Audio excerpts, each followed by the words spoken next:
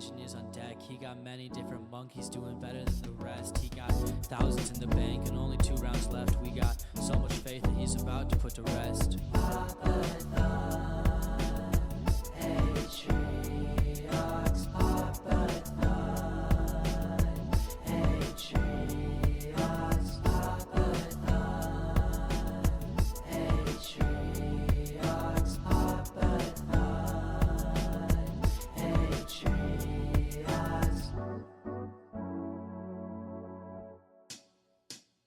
It's been 3 days, I'm broken. I cannot keep up with this brutal fight. Blisters hurting as I hold these darts into the light. It's time for rubber to meet the road. I need him here, I need a hero. Darts are piercing, they keep throwing bodies at the wall. Rubber tearing, but they Yo! as they fall. It's time Hey, yo, konnichiwa! It's Big A in Japan, baby! So wait for the day when Quincy Mike sounds weird? Sea-Dog's fault. has no need for Sea-Dog's fault. with his bow and arrow drawn. Wait Hey. for the day when Quincy, son of Quincy, Welcome to my new setup! arrows die. Welcome to my new setup, dude! Welcome, welcome, welcome, welcome, welcome to my brand new setup. Good to see you. Wait, let me.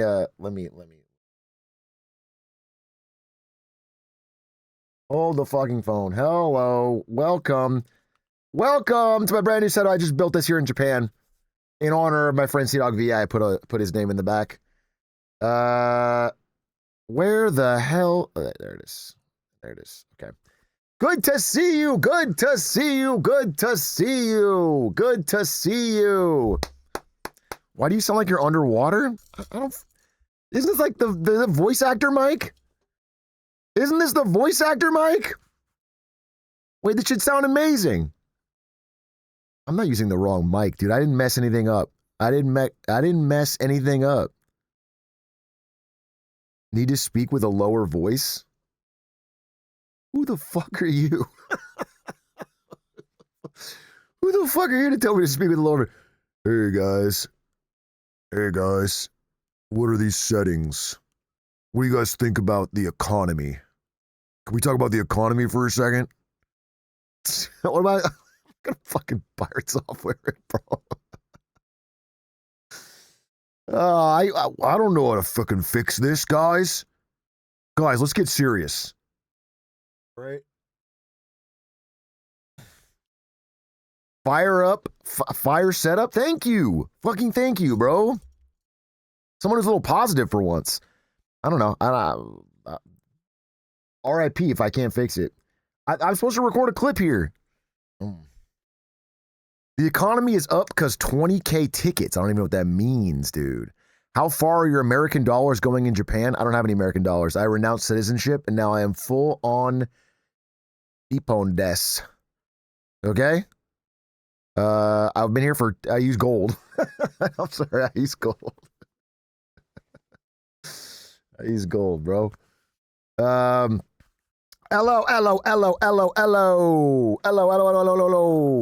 Japan is racist. They won't accept you. I met Peter. What's his tag? You guys know who this is. Peter, friend of Sea-Dog, really nice guy. He's gonna be a Japanese citizen. Premier 2, Pete, Preem 2. Yeah, that guy's great. He's really fun. So a couple of people are noticing I'm a little hungover. Fine. You want to throw me under the bus? I'm a little hungover because these guys took me out and I got wasted last night. Fucking wasted. I'm actually pretty fine. I'm all right. I'm rolling with the punches. But I was supposed to stream 2 hours ago and I was like, no, and then I crashed on Sea-Dog's couch. I definitely crashed on the couch. Took 2 hours, woke back up, and now I'm streaming, bro. Now I'm streaming. Bro sounds like he's on the radio. Bro, this is what they give me, okay? I am an adaptable person. If my friend Connor's gonna let me use his setup, I'm gonna use the fucking setup he gives me. This is a professional voice actor setup, okay? A really cool room he's got. I'm really noticing. This is a cool. He's got a really cool setup, dude. One thing I noticed. Oh my god, this makes me feel so bad about my streaming ability. This guy's setup is pristine in terms of like all the everything in OBS is labeled. He's got a stream deck with all the scenes on it. Everything's labeled. He's got like everything's just organized. It's so organized, bro. My shit, it's like Untitled 3, Untitled 3. Nothing's labeled. I'm just fucking. It's crazy, bro. It is crazy. He's even got it set up to where I think I can play the music and I hear it in open air and it doesn't go into the mic. Is this true? Like, are you hearing an echo? Is there an echo? No echo. How the fuck do you do that? What kind of magic is that? The mic is right here. The speakers are right here. How does that work? He doesn't have to wear his headphones. That's unreal. I feel like I'm in the future. Now, here's what I will say though. let me throw a little. You're the future and the past. Let me throw a little past. His stream setup is immaculate. The rest of the place looks like hoarders. It looks like hoarders, bro. It is filthy. Filthy. I'm sorry. It's like there's boxes and boxes and boxes and boxes and boxes of like free shit and anime shit. And so, yeah, I mean, the rest of my place looks immaculate because I have a damn wife. So it's the Weeb Cave setup. Yeah, Weeb Cave setup. But this stream setup is incredible. And really, shout out to Connor and Pete. They took us, the Lemonade Stand boys, out last night. And we had a really great time. And it was really, really kind of them. And yeah, it was just a fantastic night, to be honest. And then I asked him if I could stream here because I don't have clips for 6-7 days while I'm gone. And he said yes, because he's a big Eclipse guy. And I really appreciate that. He's a really good guy. Shout out to Connor. He's gone today. He's I think he's doing a Uma Musume something. He's like meeting real horses, which is really cool. 6-7. Holy shit. We're starting off great. We're starting off with a banger. So I don't have infinite amount of time. I don't have infinite amount of time, but I do want to talk about so much stuff that's been going on, bro. Insane amount of news while I get on this flight to Japan. Unc just killed 6-7. Bro, people have been trying to kill 6-7. If I'm the one that does it, people might call me a hero. They might put me in the town square and say I slayed the dragon. If I killed 6-7, I would be a damn a damn hero. If people put a crown on my head. Did the staying up for T1 Gambit work? Let me talk about my travel. So if you guys don't know, I stayed up till like, how late was it? 4 a.m.? Something like that? To watch T1 win their 6th world championship. Shout out Faker, my goat. And then I had to get on a flight right afterwards where I slept for 11 hours. I slept almost the whole damn flight, bro. I woke up refreshed. Yeah, it worked great. It worked no problem. Wait, how do you know did someone say barefoot? You're in Japan. Yeah, this was the expensive flight. The bougie one that Aiden bought. Dude, it's so funny. I can't explain to you. I can't really internalize to you how bougie Aiden is. Because we get on this flight. This is the most expensive flight I've ever had in my life. The most expensive flight I've ever had in my entire life. And on this flight, we're in seats that you can press and they lay completely flat. Like I'm pressing the go back button. I'm like, it's going to stop eventually, right? It keeps going back and back and back and back. And then it's totally flat like a bed. So I'm like, well, this is just incredible. This is incredible. I can snooze like that. No problem. And for me, here's the problem. I love the bed, but I hate the service. Not that it's bad, but that it makes me feel like shit. So again, it's like it's ANA, so it's like a Japanese airline, really nice. All the stewardesses are like dressed traditional Japanese or whatever. It's like nice. And and they, I am greasy as hell. I look like absolute shit because I just stayed up all night watching Faker. I stayed up all night watching Faker. I look greasy. I'm disheveled. I haven't showered. I don't want anyone to look at me, dude. All I want to do is sleep. And then at the beginning of the flight, especially, every like 5 minutes, this, nice, well-dressed, well-put-together Japanese woman comes up like, hi. She's like giving me a big smile. Hi, can I get you some champagne or any, like, I just don't. No, I don't want to. I don't want to. I don't even want to. I feel uncomfortable. Like, I don't want to talk to anybody. And I'm trying to be polite, but I just, it to me is overwhelming, all the questions. And they're like, she's trying to go through the menu with me. Was Ari in economy? We had a first class seat for her, but I talked to Linkus and he said it's a bad idea for a relationship for us to both sit in first class. So I sent her back, to the economy. So no, she was next to me. She enjoyed it. But here's the thing. All right, so I didn't really like I just didn't like feeling like super gross. I wanted to shower before I talked to anybody. And it's like when they're in the service industry, right? They're just so polite. They're always smiling. When I'll be like, I don't remember what I said, dude. She's like, do you want bread or rice or whatever? And I was like, I think I'll have bread, maybe a little extra roll if you can, or something like that. And she like goes, ha ha ha. She laughs like it's the funniest joke.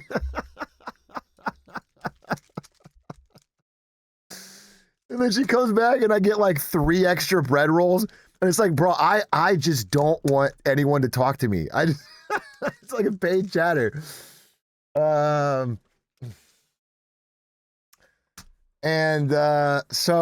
it's whatever. I'm not complaining. Obviously, for me, it was a great flight. And again, I'm an excellent flight sleeper, so I snoozed. I snoozed my head off. But here's the thing. So Aiden is sitting, one seat over, back, a little way, but I can see him. I turn over, I see his ass watching Mission Impossible: Dead Reckoning. I send him a little seat message. I say, you're a little Tom Cruise piggy, aren't you? I see him watching the thing, like eyes glazed, and then it pops up on his screen.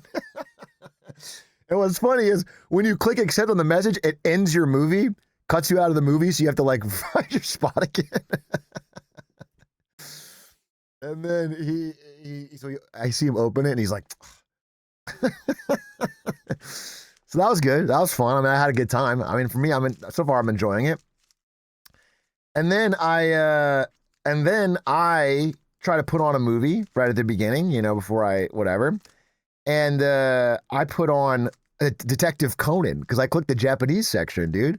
I want to watch a great murder mystery. And then what do I get? 3 seconds into my watch time is a pop-up on my screen that says fucking weeb. And as it's saying this, okay, it goes fucking weeb from Aiden. And I'm trying, so I clicked the fucking respond button and I'm like trying to talk some shit. What do I say? You bougie, whatever. And then as I'm slow typing it with like the remote, the lady comes back and asks me more questions. And she can obviously see me typing. And then I feel so embarrassed that I close it out. And so I don't know. I just feel like the social dynamics made it harder for me for even what the cost was. But here's the thing. Here's why Aiden is so bougie, bro. So overall, the flight is impeccable. The food's incredible. I get to sleep. Like, what am I complaining about? And then I get there, and then Aiden's like, kind of an old plane. He's like, kind of an old plane. Like, I don't know, but and I was like, what are you talking about? Legitimately, what are you talking about? How do you live your life like this? You're like 28 and you have the riches beyond your wildest dreams.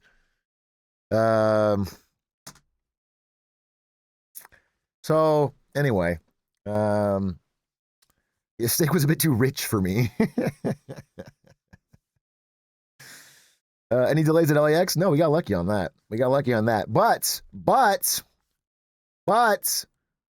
listen, we didn't encounter too much flight trouble leaving America. We were worried about it happening on the way back.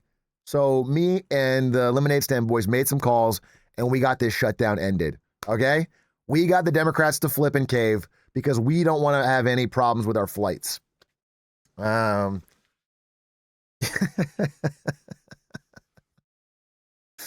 They caved because of lemonades. We were to put the Lemonade Stand pressure on them, okay?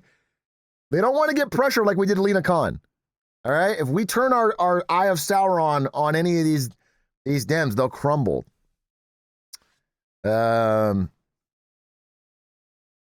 Is Sea Dog's Mike making his voice deeper? I don't think so. Call up Chuck and press him a little. So let's talk about that. Let's talk about what's going on. Do I have the... Let me see if I can pull up the right-ish, dude.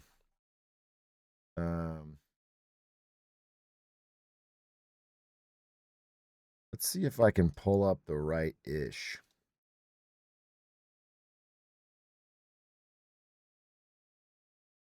I don't think the mic is scuffed, bro. How could it be? It's Sea Dog's actual mic that he actually uses to stream every day. And he set this up. So unless he purposely scuffed the mic, I'm just finding that you are being a wee bit. You talk too close. Oh, what if I talk farther? What about this? What if I'm a little bit farther? What if I give it a little bit of like, hey, I'm different. Yeah, I'm different. Pull up to the scene with a ceiling missing. Maybe he just, yeah, okay, whatever. How about this, dude? I can talk wherever the fuck I want, dude. Talk deeper like Sea Dog. I don't have that in me, bro. I don't have it in me. Honor has many, many talents, and one of them is incredible deep voice. Worst mic discipline. Dude, Doug been training me the whole time to talking to the mic, and now Sea Dog's training me the other way.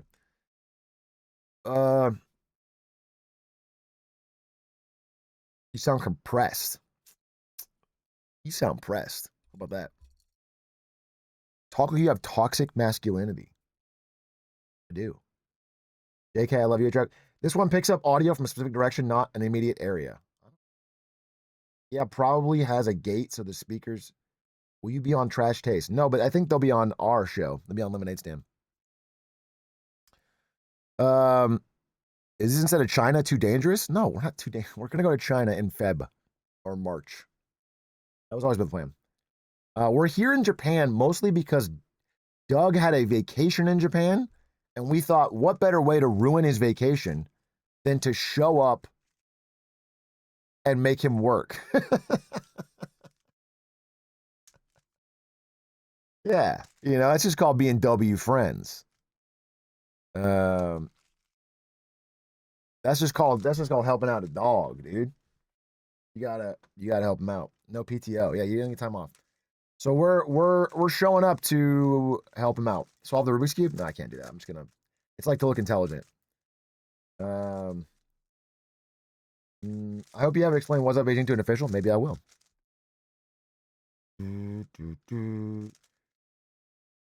You need to speak in front of the mic. You guys need to relax. Dude, half the people are just saying relax to the other chatters who are freaking out.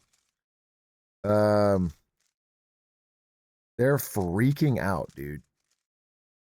They're losing. It did sound 9x better.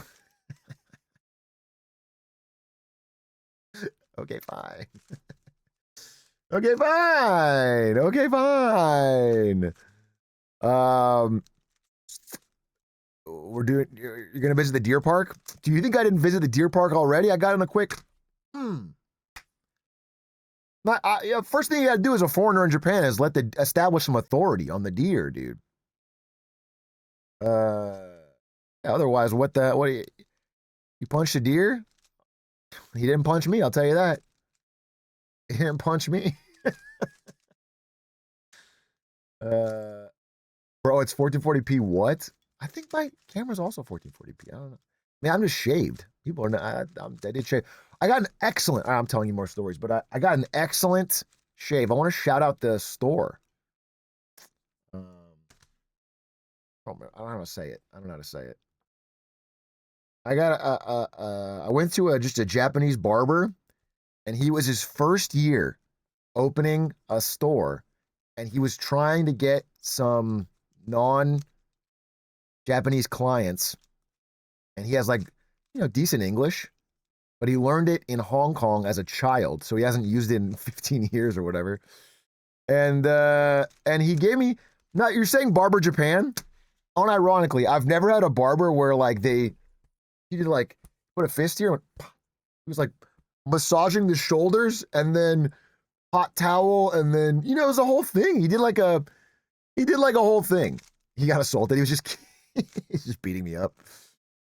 No, he gave me a great shave, and it was a straight razor shave and a haircut. It was great. Did I tip? I thought you weren't supposed to tip.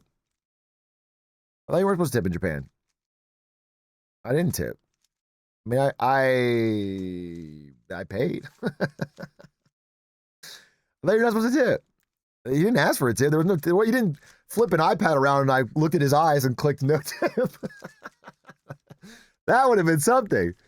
He just asked me for an amount and I paid the amount, bro. And then I followed him on Instagram and he asked me what I did, and I said I do content, and he's like, "Can I follow your YouTube?" And I said, "Yeah." So I got +1 subscriber. But I noticed right as I walked out of the door, he minus. No, I'm kidding. I lost 1 subscriber. I got +1 sub, and I'm gonna shout him out. But I'll write a review at least. I'll write a nice review. Did you tip him with economic knowledge? Yeah, I did. I said, as I walked out the door, I was like, hey, rather than pay my bill, what if I told you that the Japanese yen is weakening because of long-term debasement by their central bank? And then he said, arigato gozaimasu. And so I paid through that. Hey, can someone explain this to me? Because I was trying to get Pete to explain this to me last night. When I am in a taxi or I'm driving around Japan or I'm doing, and I say arigato, that's thank you, right? Why do I have to say arigato gozaimasu or domo or what? How many words for thank you is there? I don't understand this. I want to know what I should say why am I as a man more polite? Gozaimasu is more formal. Thank you versus thank you very much. Oh, I see. I mean, how do I say it? How do I say it in English? Like, I'm normally like, thanks. Yeah, I say thanks so much. Thank you so much. Yeah, I do. I say thanks so much. All right, I'll say gozaimasu.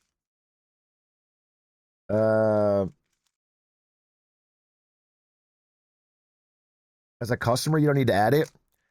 Does anyone mind if a white guy speak a little Japanese? I'm sorry. Say Ohio for everything.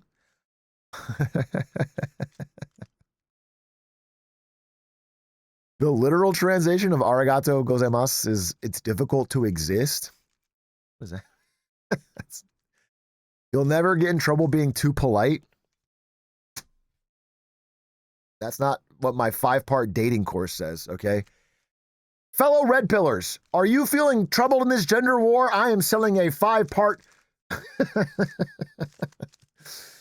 dating course. How to unlock your texting game. Did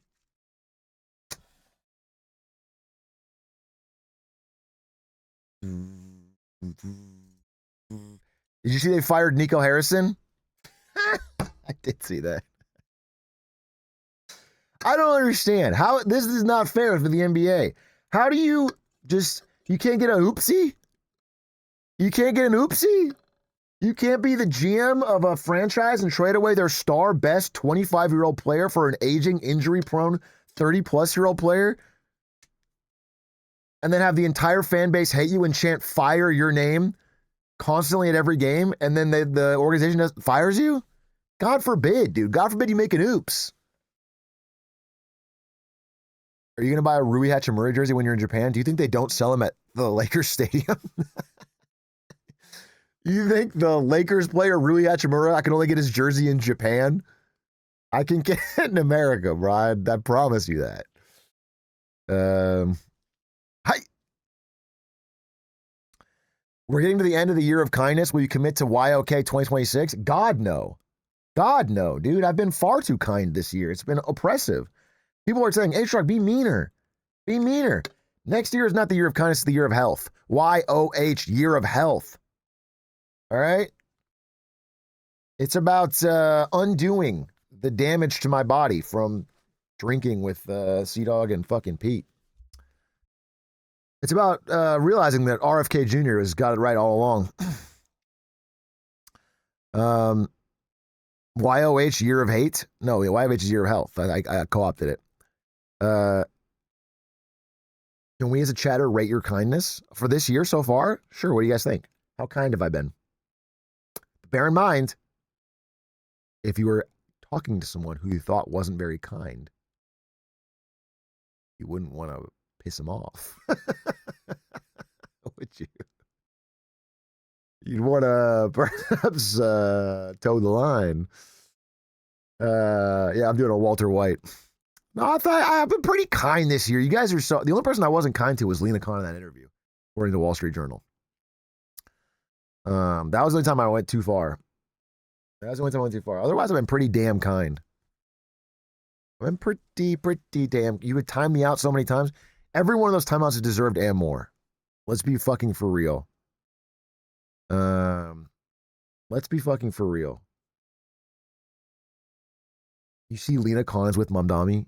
Sorry, I keep saying fucking Tell me mommy. Yeah, of course I saw that. I talked about it 50 days ago. What is this mobile chatter show? I remember keeps asking me Lena Khan and Mamdani. It's just because I'm so Cuomo pilled. Sorry, I keep I'm just so Cuomo pilled. I'm angry about it still. Hey, Shark, I'm from Germany. I just finished the book Kaput. It mentioned toward the end the debt break we implemented is the worst piece of financial decision we've ever done because it doesn't have an exception for investing. The reasoning being that not investing doesn't make anyone angry directly, so it's the first to go when you don't have any money. I get that the money would be there if you cut unproductive things that make people angry, so if politicians won't do that. Yeah, I agree with everything you said, Disciplino. Wait, is that relevant? Yeah, I agree.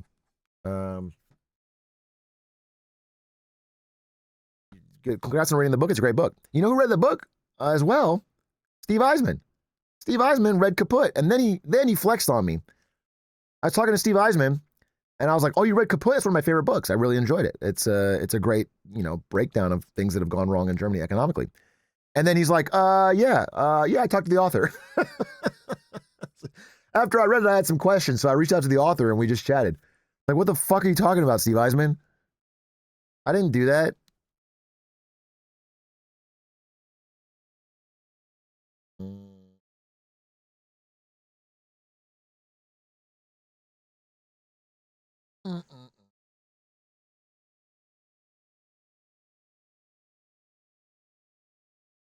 Can you do voice acting? Not your fault he's better than you? Well, let's not say better. Let's not say things we don't mean. He sure has been a little... Let me tell you something. Steve Eisman, pre-lemonade stand, the most positive guy on Wall Street. Steve Eisman, post-lemonade stand, has been a doomer, bro. Bro, every fucking video, bro, he gets more doomer. I don't know how to say it, bro. I don't know how to say it. Maybe he thought the real bubble was that we had a podcast. You know what I mean? Maybe he's like, "What? These white boys got a podcast? Something's gone wrong in the economy." You're the stripper. Don't tempt me with a good time. I wanted to ask you how everything going. How's that with the last few days? We'll talk about the shutdown really soon, because I do want to make a clip about it. Actually, maybe we should do that first. Let's talk about the shutdown. We'll get to other things. Let's talk about the shutdown. Okay, look. Let's do high level. High level. All right. High level. The Senate needed 60 votes to pass a spending bill and keep the budget going and keep the government open. They couldn't get it. There's not enough Republicans. There's not enough Democrats. Nobody gets 60 votes, okay? They needed some people to flip. The Democrats held strong, didn't flip, didn't give the votes needed, got to a shutdown. Their main contention was that they wanted to extend the subsidies for the Affordable Care Act, aka Obamacare. Basically the stuff that makes your premiums for Obamacare cheaper. So the amount of money you pay every month for health insurance, if you have Obamacare, is much lower because of these subsidies.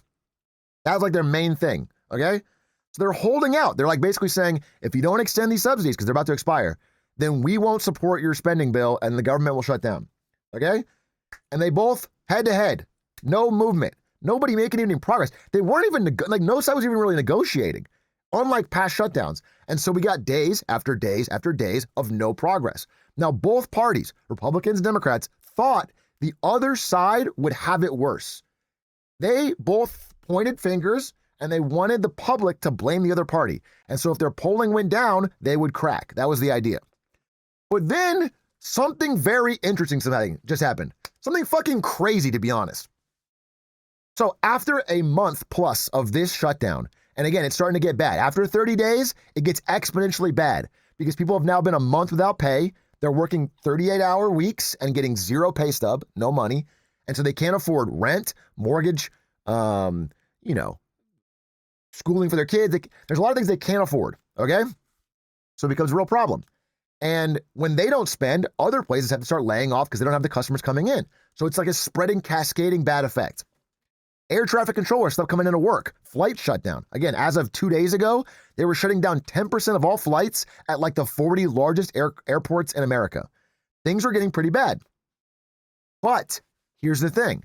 In the political battle, it was like very clear people were blaming Trump more. And full stop. Like his polling was taking a harder hit, and the Democrats won 3 big elections.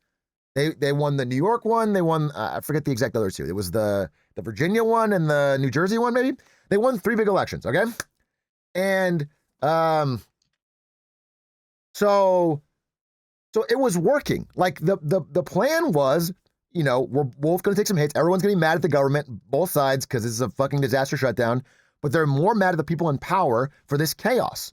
So the plan is working. And even Trump in private is, some things leaked. He's talking to Republicans. He's like, hey, we're getting killed out there. Trump is saying this. He's like, we're getting killed. We have to eliminate the filibuster and get something forced through because the shutdown has to end. Okay? So this is Trump saying this. So the plan is working. Now, it is bad for America to have the shutdown go on. But if you're going to commit to it and it's working for your goals and you think you're going to get your goals, then it is crazy to find out that yesterday, 8 Democrats flipped. They abandoned the plan. They flipped. They voted Republicans. They got the 60 votes they needed. And now the shutdown is not yet ended, but about to end. So I have the names. This is the Democrats who flipped. Let's see if I can pull this up. Does this work? Yeah. Pog. Okay.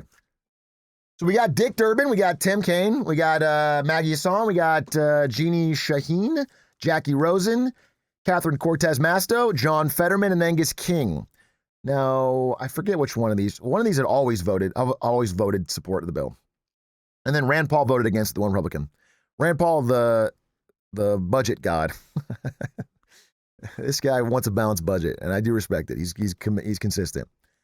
So anyway, these guys flip. Now, the unique thing about all these voters here for the Democrat Party is that none of them, not one of them, is up for election anytime soon.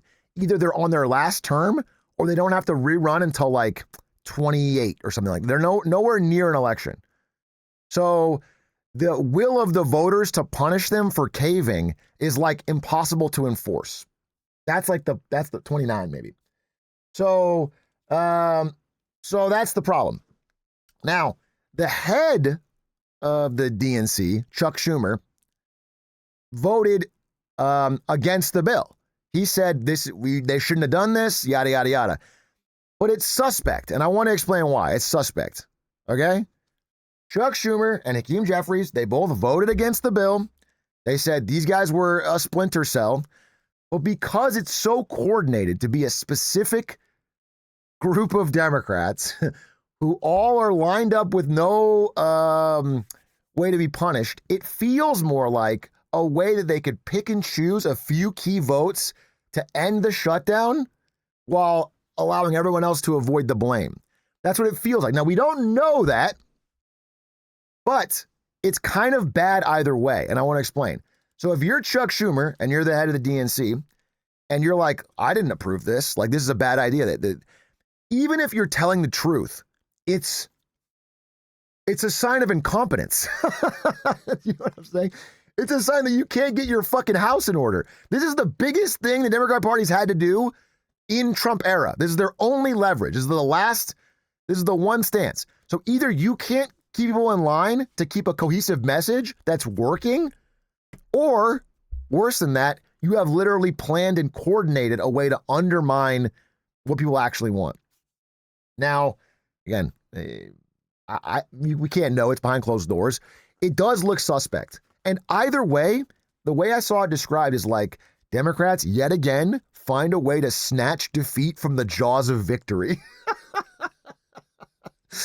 And that's really what it is. Like, I don't want to overstate how it was actually working. The chaos of the government shutdown, while bad, again, on a human level, you can be like, listen, this has to end no matter what, because the human level is problem. But if you're going to commit to it, it's insane to abandon it once what everyone expects will happen will happen. That's the crazy part. You know, if you're going to go into a shutdown face-off, there's going to be some kind of pain that leads to people ousting the opposing party. So if you're like anti-pain at all, no pain, I'll cave no matter what, then you should have caved from the beginning. It doesn't make any sense. So anyway, they've caved. Shutdown's ending. Now there is a next layer. That is the analysis you're going to mostly get, right? People, it's pretty obvious how this was kind of a cowardly cave, and either Schumer was behind it or should have stopped it. Either way, it looks bad. Now, there's another level to it, okay? So here's the deal. The midterms are coming up, and the only concession they got, so the Democrats got basically nothing. They got no concession to vote for this. All they got was a promise to have a vote about the healthcare subsidies in 1 month, in December. I mean, they'll fund SNAP and they'll roll back all the firings, but that just means they go back to how the shutdown started. They're not, but they got a promise for a vote. Now think about that, first of all. You know that if they're not going to vote to give it to you now during the shutdown, they're certainly not going to give it to you a month later when you have no leverage. Obviously. But there's a bit of a political game going on, okay? They know they're not going to get it in a month. Their only goal with the vote in a month is to show the public the Republicans openly voting against it. And it's just about healthcare. Because this is the political strategy. This is a cynical political strategy. I think that Chuck Schumer thinks that in 2026, having Americans' healthcare be terrible will help them win the election. That is the idea, because look at this. This is healthcare premiums without the tax credits. This is going to affect starting in December. This is going to start. A lot of people are going to start seeing their monthly premiums go way, way up all over the country, especially old people who vote in massive numbers. Okay? And again, during the debate of the shutdown, people don't fucking pay attention. I don't know how to make that more clear, but the average person is not paying attention to what the details of what each side is voting for or caring about. They don't know. But when they feel this bill go up, and there's been a vote specifically on this bill on healthcare in December that the Republicans vote against, it creates a lot of momentum for campaign ads in 26 in individual states that they can bring back the healthcare subsidies if you vote Democrat. That's I think the idea. That is the idea. Politics are funny, so that's not coping. That is the plan. That is the plan. That's what they're trying to do. They're trying to win the election on that. And you can see it right here. Look.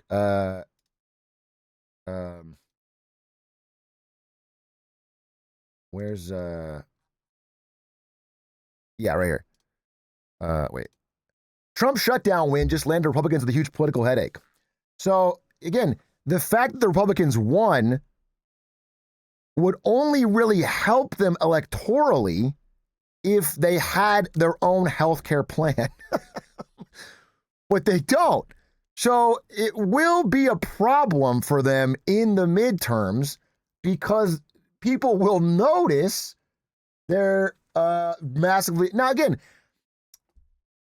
as a citizen, I don't fucking care about this political grandstanding back and forth. Your job is not to play 5D chess with people's lives so they're mad enough to vote against the current party in power. Your goal is to govern. Everyone's goal should be to make the citizens' lives better. However, I do think that's actually what's happening, is that this political headache is going to fall on Trump's doorstep, especially a lot of individual Republicans' doorsteps in 2026 midterms. It's already causing a massive rift within the party. People like Marjorie Taylor Greene are saying, I'm absolutely disgusted that my health insurance premiums will double if tax credits expire this year. Not a single Republican leadership has talked to us about this or given us a plan to help Americans deal with their health insurance premiums doubling. So look, Marjorie Taylor Greene flip-flopping all over the place, but this is the real thing, is they don't have a plan. And like, this has been a long time problem. Donald Trump, I found a tweet as old as 2017 saying, despite what you hear in the press, healthcare is coming along great. We are talking to many groups and it will end in a beautiful picture. And then in 2019, Trump says GOP will be the party of healthcare, but provides no plan. And then in 2024, he's in a debate. Obamacare was lousy healthcare, always was. It's not very good today.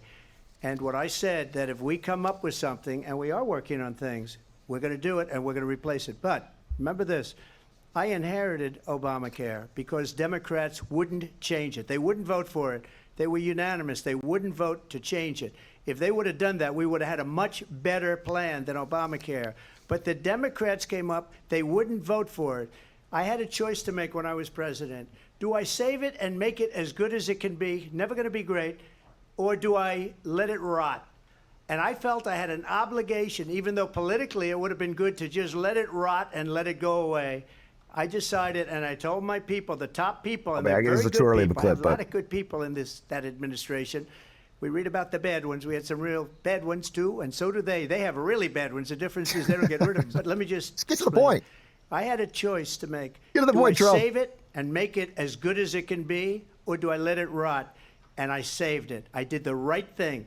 But it's still never going to be great, and it's too expensive for people.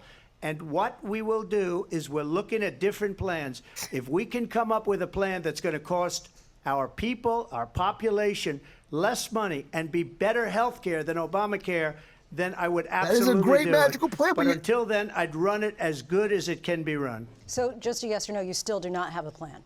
I have concepts of a plan. I'm not president right now.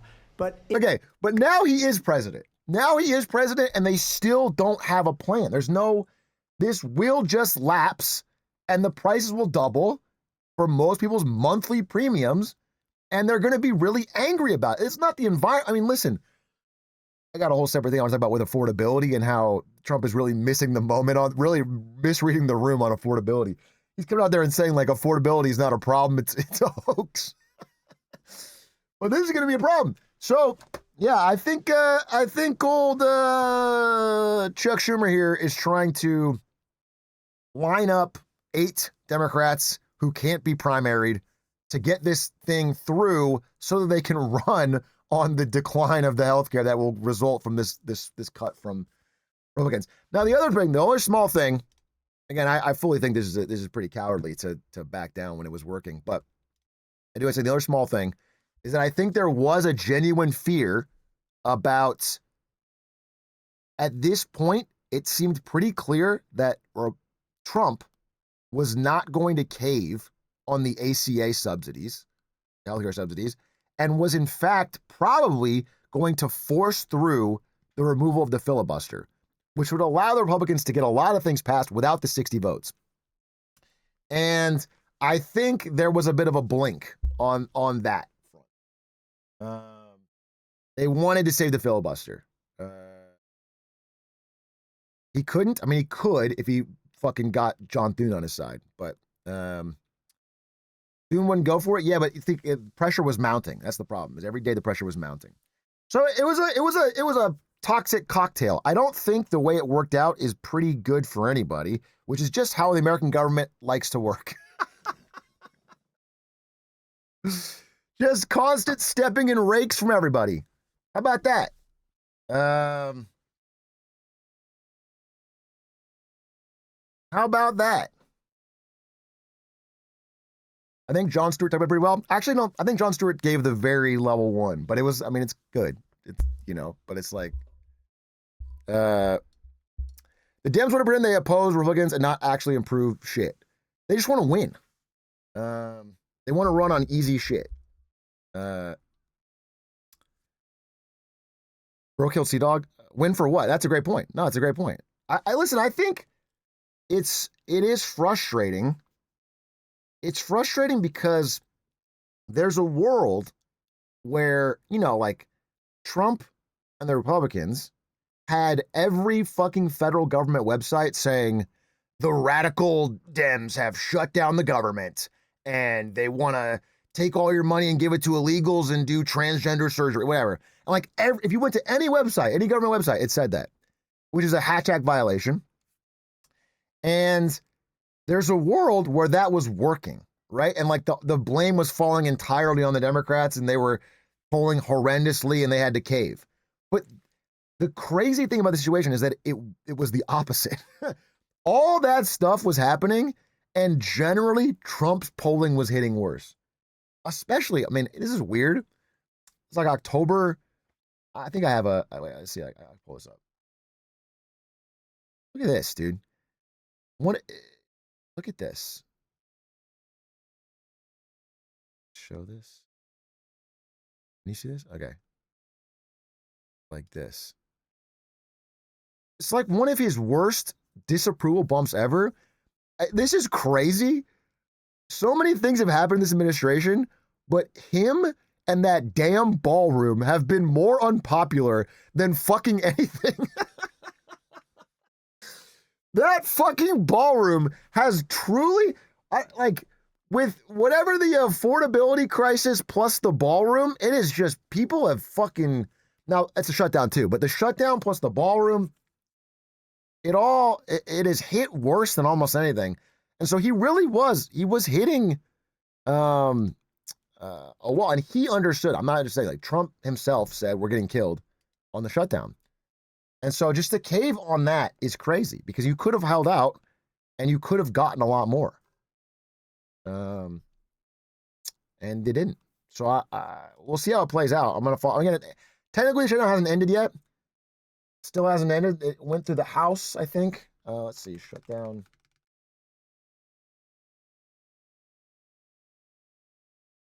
But it appears near the end. It appears near the end. I would say pretty soon. However, I think, what's the exact date? Does someone know? This funds the shutdown through, I feel like, early next year. I mean, this funds the government to like January. It's like we're so close to just doing this fucking shit again. It's the longest shutdown ever, and it'll last us till January 30th. With this, we're in such a doom loop, a spiral, dude.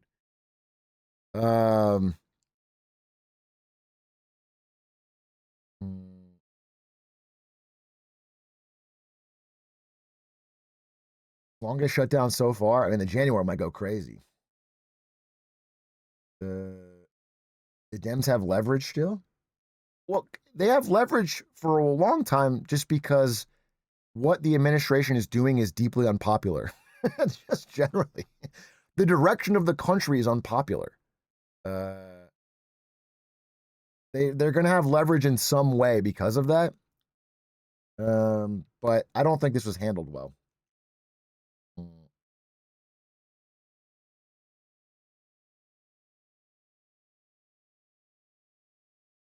It's because of women in gaming. That is a huge problem. That's why I'm still voting Trump, despite everything else.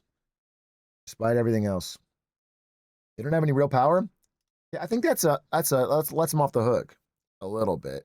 In that, I agree that the Democrats don't actually have much power to do jack shit when they don't have the House, the Senate, the Judiciary, or the presidency. You know, people do scream, do something, when there's actually not so much they could do. But then the one time they had the ability to do something, which is this shutdown, they did cave.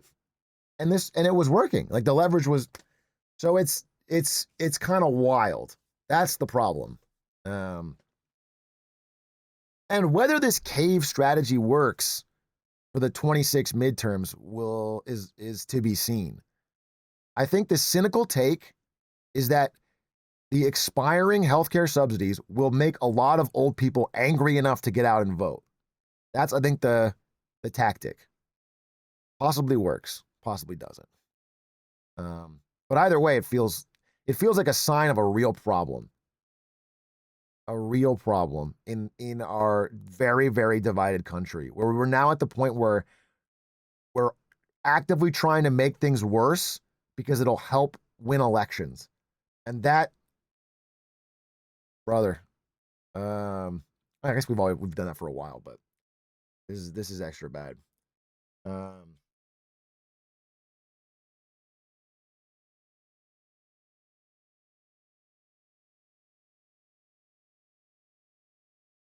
Why do you stream so late? It's actually noon here in Japan. Arigatou gozaimasu. So please never call me late again. I'm actually very, very early. I'm actually very, very early. Jurassic Craft, thank you for the 10 months. 10 months, 10 months, 10 months. Appreciate it. Let me make sure that messaging me, there's no troubles. Aiden is going watch shopping in Ginza. Bougie. Bougie alert. I'll say it. Thank you for the 54 months. Yep, Caleb. 48 months, Kokoryu Beats. Hit us with your best Sea Dog impression. Oh, hey, that doesn't sound like him at all. You got no. He doesn't have a. Hey, I can't do it. Jolly good, governor. God, I love video games. There it is. I got it on that one. I finally got it on that one.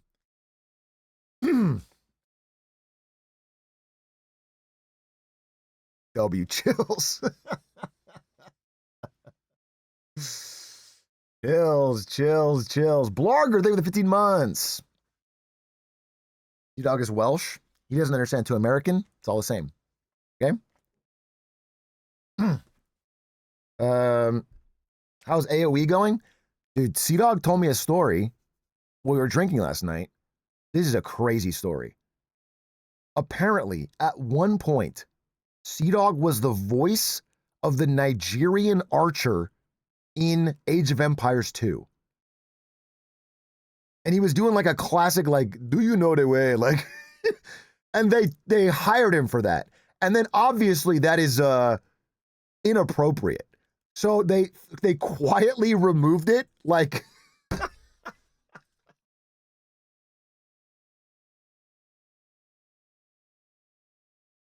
yeah, he did like Ugandan Knuckles. I'm not kidding. This is a real story. He's told this publicly. I'm not like leaking it or whatever. He's told this publicly. You look it up on YouTube. E-Dog Archer. E-Dog Nigerian Archer voice.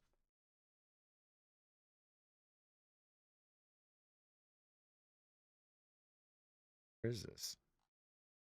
Someone have a clip? I'm not gonna be able to find it. But that's funny. That's a hoot. That is a hoot. He's the ScarJo of Twitch. At one point, I mean, they hired him for it. It's he's the voice actor trying to get a role. It's like when he was 19, and they're the one like they heard all the options and said that's the one. That's authentic. Like the Microsoft team was like, let's listen to it. Okay. Imagine being able to build a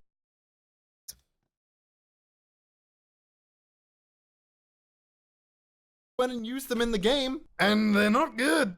They're not good at all. So without further ado, let's listen to me being a Nigerian in Age of Empires. Do not worry. You are not alone on your journey. Our village is on the other side of the river. When we reach it, it is yours. I'm out. I don't deserve it. They heard that and they go, yes, this guy gets it. Yes, you're hired. You're the number one, Connor. And that was like, that was the, and it's a fucking pale white Welsh guy. Oh, that's hype. That's hype. Sign of the times. Anyway, they quietly got rid of it. But he told me that. I mean, I didn't know he had such an Age of Empires lore background. I didn't know he was part of the fucking story. And I think that's crazy. I think that's wild. So shout outs. Shout outs, shout outs, shout outs.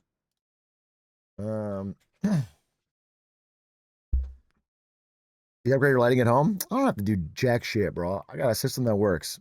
I got a lot of things to talk about more than that, but I want to see if there's anything else you guys want to mention or bring up. Because I talked about the shutdown. Let me make sure that they know. Okay.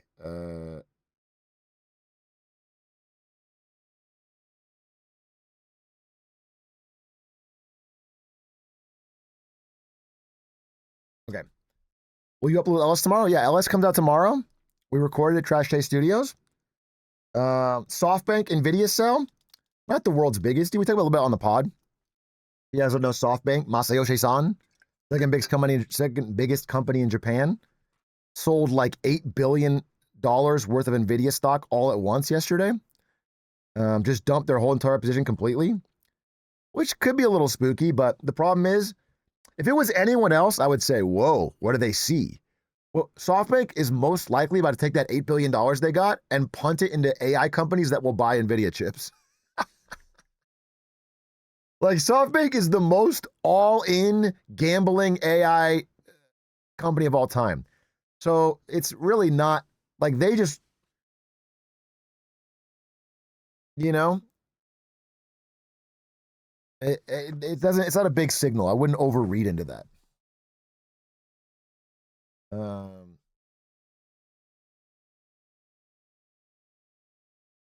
It's so fucking oversell everything. Did you see Trump getting booted at NFL game? I did see that. I did see that. I'm trying to do a thing called Is the Goat Washed? About Donnie T. About Donnie T, bro. I think the goat's washed. I think the goat is washed. I think he's cooked, bro. I think the fucking but I am in Japan, so it's tough. What else did I say about Japan? Japan, anything else I need to say? I mean, it's nice. It's good. The food's good. I like it here. Although I don't know why, but this trip specifically, I have really noticed the truth of that adage that in the year 1980, Japan was in the year 2000. And in the 2020s, Japan is still in the year 2000. It really does. Like, they're still doing so much paperwork shit. There's still so much analog shit. You know, it's obviously a very nice country, but there you definitely notice that they there's some, yeah, and all the guys we were talking to were like, yeah, Japan never changes. That's the vibe here, is Japan never changes. Nothing ever changes.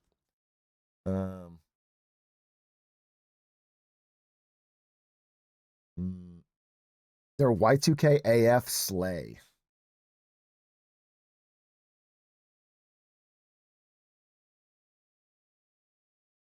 That's war. War never changes. War changes all the time.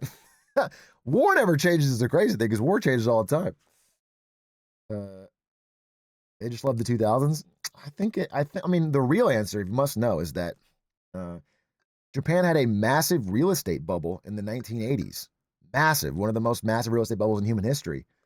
At one point, you know, this is the old adage, the land around the Imperial Palace in Tokyo was worth more than all of California.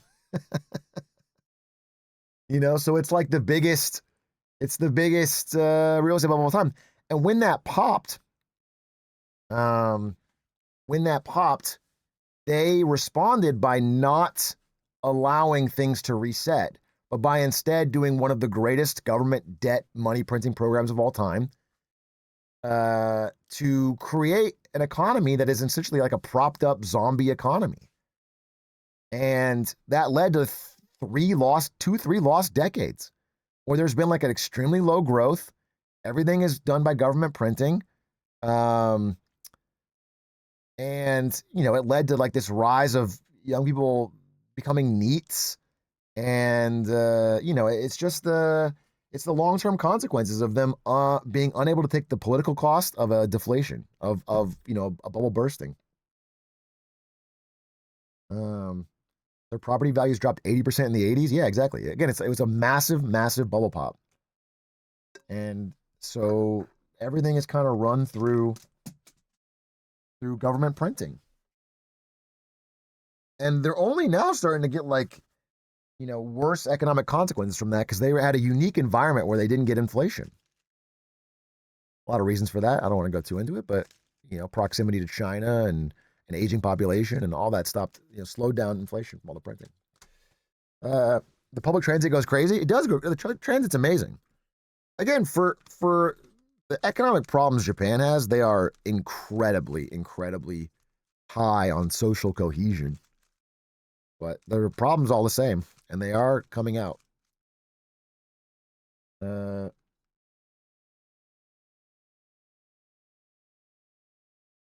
Connor's camera makes you look 20 years younger. It's just shaving, bro. I just shaved. Everyone says that when I shave. I don't shave often. But I had an opportunity to get like a really nice, straight razor shave from a professional. And it was nice. It was good. I don't regret it.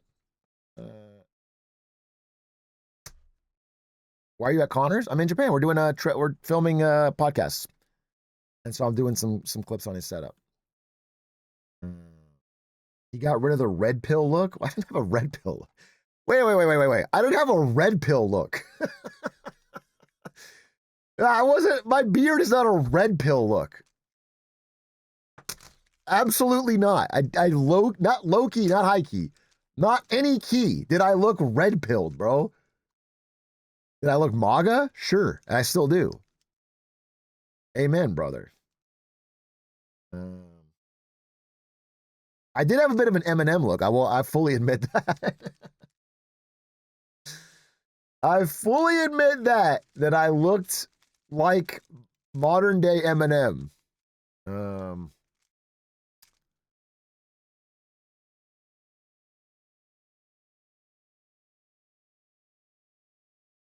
I mean, people are saying, what the fuck? Let's be fucking honest, bro. Come on, with a beard? Are you telling me? You couldn't see the resemblance. You can't, that doesn't track to you? It's insane. It's actually spooky to me. Only problem is he's like 20 years older, looks younger. When I have the beard. So, he even has the Enron hat. He's a fan. He likes Big A. Is that a Grand Seiko? No. This is IBC. Crunchy Butter, thank you for the 39 months. Big A, what up? 39 months now, feeling good. You're looking pretty good yourself. Japan treating you well, huh? Catch up with me when you get back. Let's hit the golf range and get some brewskis. Sound like a plan.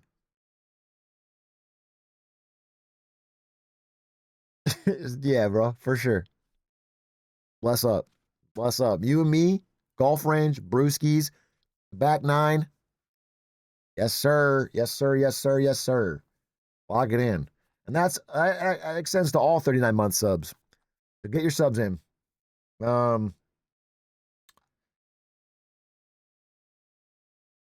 His eyes are more piercing on this camera angle. Fuck did you just say to me? What the fuck did you just say to me? POV, you're an employee at NVIDIA and you fucking sent a bad tweet.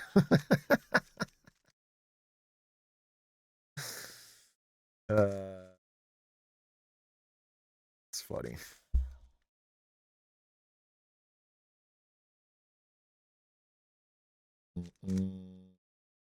Are you saying your boss at NVIDIA in prison was like, no, I'm saying I was the guy. Is Sea-Dog making an appearance in Lemonade Stand? He is, but the episode won't come out for a while. We're recording a special bonus episode with the trash taste, or with Sea Dog and Abroad in Japan, and it's going to be, I think, come out in December, because we're not gonna do 3 back-to-back Japan episodes or whatever. But we're doing an interview with a Japanese politics expert who's going to explain what's going on in the world of Japan. I just call them women usually. We're going to find a broad here in Japan, and we're going to tell that woman to get on the podcast and explain what's going on.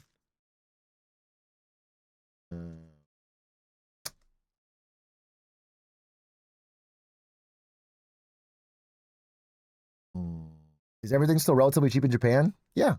Yeah, it is. I mean, look, you can see. You can see. This is the story of a girl who cried a river and drowned the whole world. This is the yen to USD. You'll notice it's at essentially all-time lows, man. It's doing horrendously. And that's with the dollar doing pretty bad this year. So the yen is pretty weak versus the dollar, which is pretty weak versus a lot of other currencies compared to what it was a year ago. So it's bad. It's not good. I mean, they feel it here for sure. That's part of the rising anger and rising rice costs and everything. Yeah, for sure. We're about to the Swiss franc. Yen to Swiss franc. Yeah, I mean, there you go. Oh, wait, sorry, Roland. That's a long depreciation. Like, if you flip that is just amount of money printed. Do you know what I'm saying? Like, that just shows you.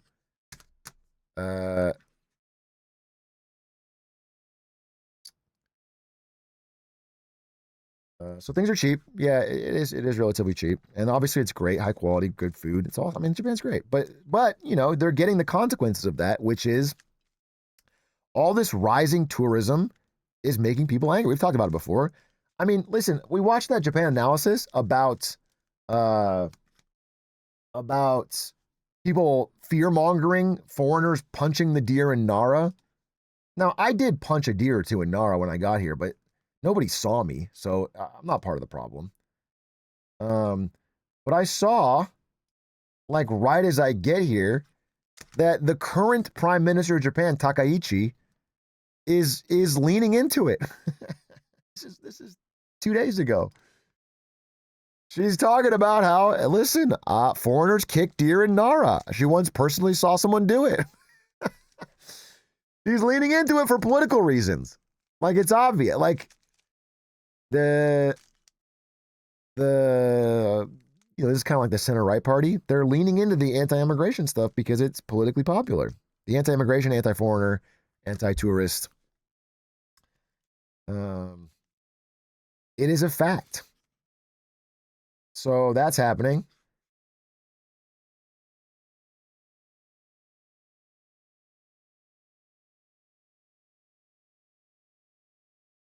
And that's definitely, I haven't felt anything. I asked some people if they felt anything, if they've seen, you know, they said maybe, you know, it's on the rise a little bit.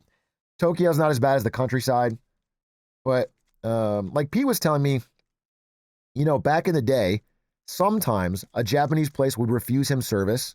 He's a white guy or whatever, a tourist or a foreigner. He's not a tourist. He's like lived here 15 years. But they would only do it because they didn't think they could communicate and they didn't want the hassle. They'd be like, we don't speak English. You don't speak Japanese. It'd be easier. But it wasn't out of malice. But he's like, more often lately, they'll just go like, you know, no foreigner or whatever. They'll get him out. And that is more common. He is going to be a citizen though. Yeah. And so, Square 9, thank you for the 6 months. Happening in China. Yeah, I mean, it's on the rise all over. So there is a bit of that. And I think part of it is that they have a huge surge of tourists more than ever because of the weekend. But, you know, people don't trace it back to the root cause. But it all comes back to the 80s real estate bubble. That is the domino that leads to all this stuff way later on. It's the inability to take the political cost of the bad decisions in the real estate bubble.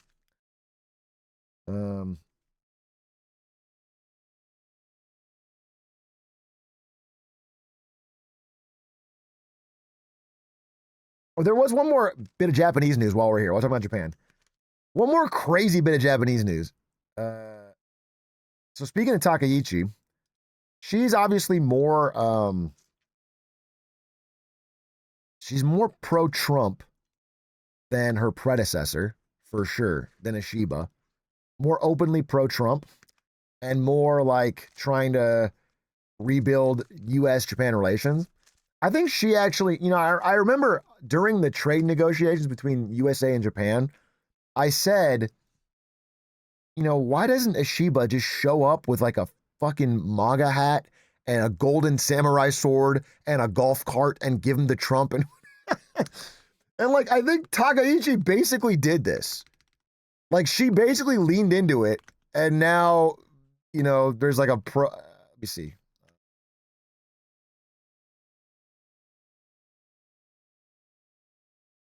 Let me see.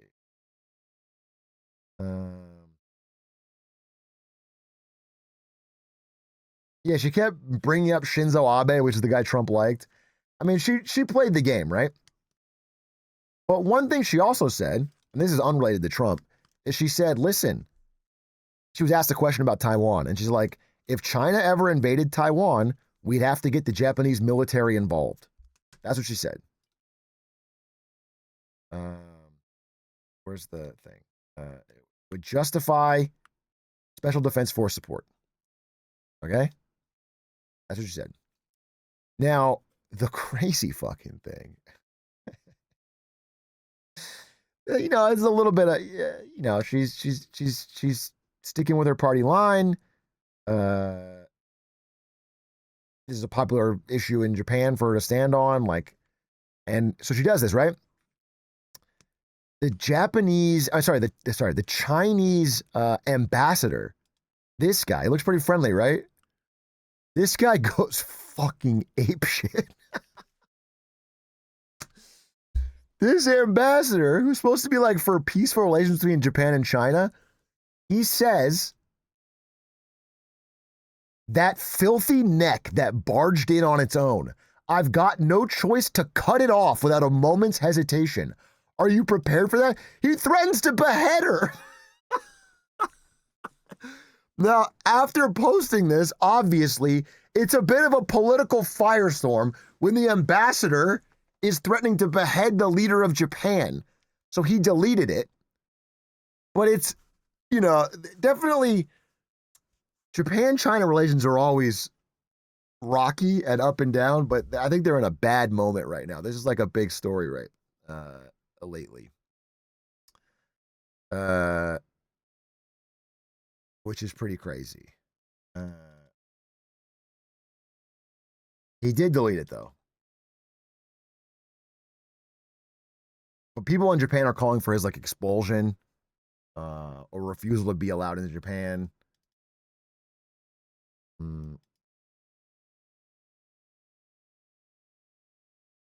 No takesies backsies. I'm in Connor's computer, bro. It sees ads. Although the ad I'm getting now is you only have 2 moves, IQ 155. Wait a minute. I mean, I would assume I would put the water down first and then the treasure, right? And then bada bing, bada boom. Incredible. I mean, I have my IQ 155. If I click this, I'm ruining he's going to get ads for that forever. But then you're stuck. I'd rather be stuck with a lot of treasure to look at than free and poor. Think about that.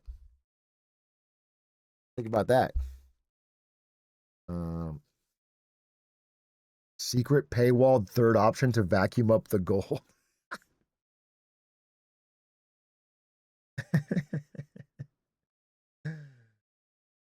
God, I love gold. Anybody else love gold? Always knew Big Guy's a fan of JoJo. Yeah, that's why I have all these JoJo. Ari's a fan of JoJo. She probably loved this studio. I should take a picture of it. This is a crazy studio, bro. I really got to step my game up. I really want to get the organization that he has. What's your favorite part? I don't know. Of JoJo? Oh, I liked when the gigantically, comically large muscle man in a flamboyant outfit says something. Says something stupid. And then that's my favorite part. That's my favorite part, bro. So he knows every season. Yeah, I'm a real fan, bro. You can't fucking catch me. Can't catch me. Okay. One more thing I want to talk about. Okay, we can talk about a lot of things actually, but I wonder how long I can use because Connor's not here. That's the fact of it. He's not here, and I'm also hungry. Here, let me tell you the story actually. So Connor goes, "Hey, listen, I gotta leave at 6 a.m. tomorrow. This is while we're drinking at like 2 a.m." He's like, "I gotta leave at 6 a.m. If you get to my place before 6 a.m., you can stream from it." And I was like, I told him, I was like, bro, because I'm drunk at the time. I'm drunk as we're talking. I'm like, no way. Like, it's not happening. Like, I'll have to figure something out because there's no way I can do that. So the bar closes. Oh, it's like 3 or whatever. I get back to the hotel. I lay down on the pillow. I pass out. I'm drunk. Had a lot of fucking yuzu sours. Where's Ari? She's in the bed. She's already been asleep. I get in bed. I wait. And because of jet lag or whatever, I wake up 5:30 on the dot. I wake up 5:30 on the dot and I'm like wide awake. So I'm like, oh, well, wait a minute. wait a minute. This shit might be possible, bro. This shit might be possible. So I go to Connor's place. He lets me in. He set everything up. He leaves. And then as I'm about to stream, I'm like, oh, I feel fucking terrible. I feel horrendous. I can't stream. This is obvious. It's all clicking at once. I feel terrible. So I just lay down on his couch. There's no pillow, no blanket. I just take there's like an anime towel he has out there. I wrap that like a blanket. And then I have a sleeping mask in my backpack. I put that on and I zonk out for, I don't know, 3 hours. And then I wake up, nobody's around, and I go live. And that's what we're doing right now. So there was a bit of a journey to get here. Let me tell you. It was a bit of a journey. How long has it been since your last meal? Oh, I haven't eaten in a minute, bro. I'm starving. I'm starving Marvin. No, I'm very, very hungry. But so I'll have to eat pretty soon. But listen, big thing. We got to talk about it. Guys, you know just as well as I do. There's so many things we could talk about. Okay, you guys want to talk about Trump 50-year mortgages, or do you want to talk about Michael Burry and his big bet? His big or short? I can do either one. Maybe even both, but Poll.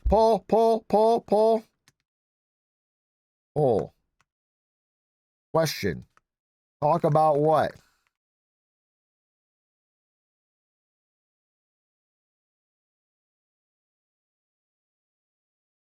Boom. Poll. You got to pick in the poll. You got to vote in the poll. Everybody voting, everybody voting, everybody vote in the poll. Watch the Faker interview instead. Bro, you know what's honest? The truth is that Faker, the smile didn't reach his eyes when he won that championship. Watch Faker's win in 2013 and watch his win on that one. He doesn't feel anything. He didn't feel anything. That was another Tuesday for him. He was barely, his blood pressure barely rose game 5. After 5, it's just work. It's just clocking in. It's like a Mr. Beast thumbnail smile. It's true, dude. It is. Faker's smile was like a Mr. Beast thumbnail. He didn't care. So it's hard for me. You know, 6 is great, but I swear to God, I know I will. I'm going to go back on this next year, but right now it's like I really don't want him to get a 7th. Please just let me miss you. I wanted to stop because I think people are going to start hating it. And it's way more fun when Faker's like, holy shit, how did he do this? This is the first year where, I mean, the finals was pretty good, thank God. But if the finals had been a 3-1 or a 3-0, I think it would have been shitty.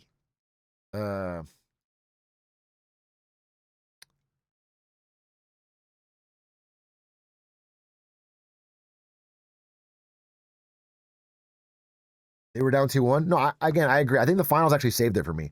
The finals was very, very fun to watch. That was a great League of Legends finals. Fearless draft in a Worlds finals was awesome. We got to see some really cool shit. Although it did lead to that horrible KT draft in Game 5. But you know, I think people don't want to see the same team 4, 5 years in a row. Next year will be 5 in the finals. Maybe they do. Maybe they do. I hope they 10-peat. I don't know. I don't know. It's almost, dude, it's just like the more they do it, the less special each individual one feels. That's what problem for me. I guess I felt so good about 24 or 23, I guess. What was the second one? Yeah, 23. I'm sorry. I felt so good about 23. 23 I thought was the coolest fucking earned redemption win. And now they got in 24 and 25 and you know it felt different. Check the tattoo, yeah.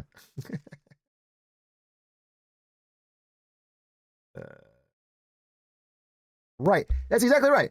This guy says it right. Onberg.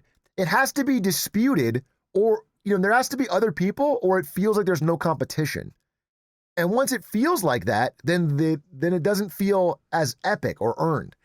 You're getting at the heart of my problem. If there's nobody else that is a serious threat, then don't feel as special about getting it. Now, that's not true. There was serious threats. And in fact, every world, they have been considered an underdog. But, you know, they've now done this 4 times in a row and people got wise. It's Chovy's fault, really. Fucking Chovy's. It's not Faker's fault. Chovy's a choker. It's not. It's not, dude. I agree with you. Bro, I think Chovy's the all-time classic choker. The all-time playing not to lose instead of playing to win. Pure talent, but no heart. He doesn't have Faker's fucking raw. Oh, and also one more thing I want to say about that finals. And I you wouldn't expect me to say this.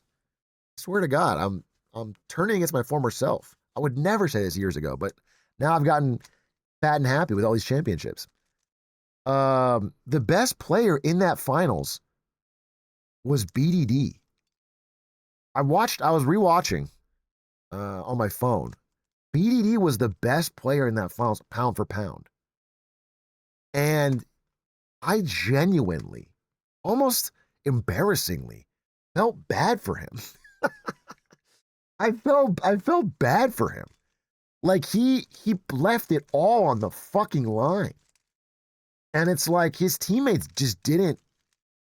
There's nothing you can do.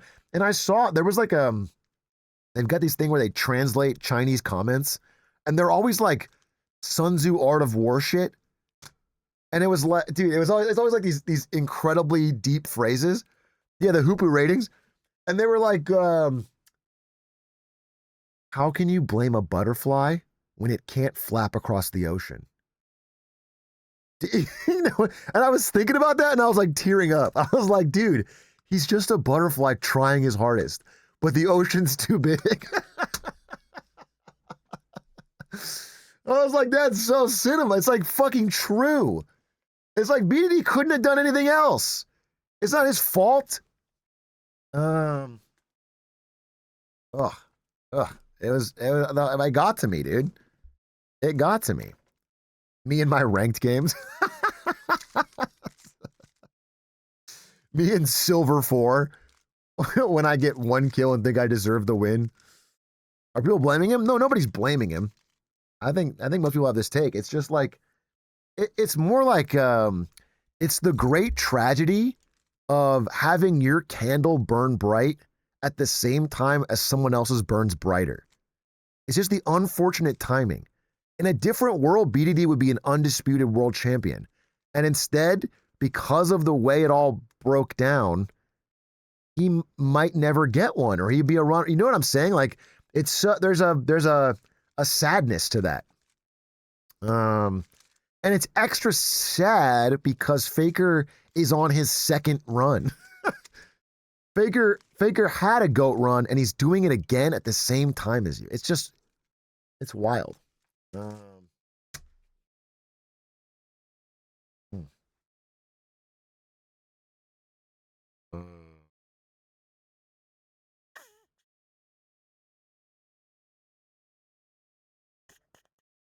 Tyrese Halliburton. I mean, yeah, the last NBA Finals, bro, Game 7, one of the biggest what ifs ever.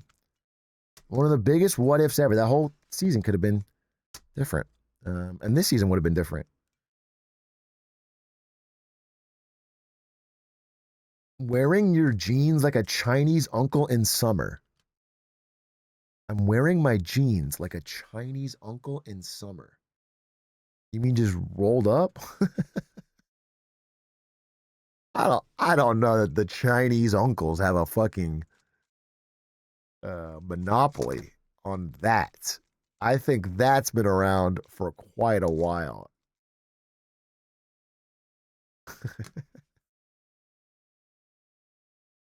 They do just take the call out, man. First of all, it wouldn't be a call out. What's wrong with being like a Chinese uncle in summer? Secondly, I just think it feels misplaced. How long are you in Japan for? Just a week. Just a week. 50-year mortgage one. Okay. Okay, 50-year mortgage one. It's kind of hot in here. I wonder if I can turn it down. Let me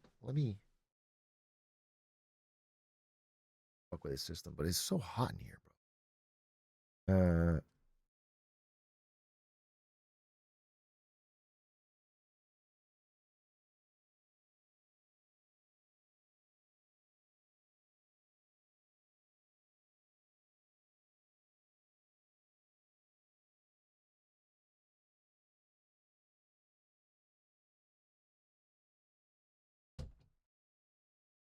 Dude, I can't read anything.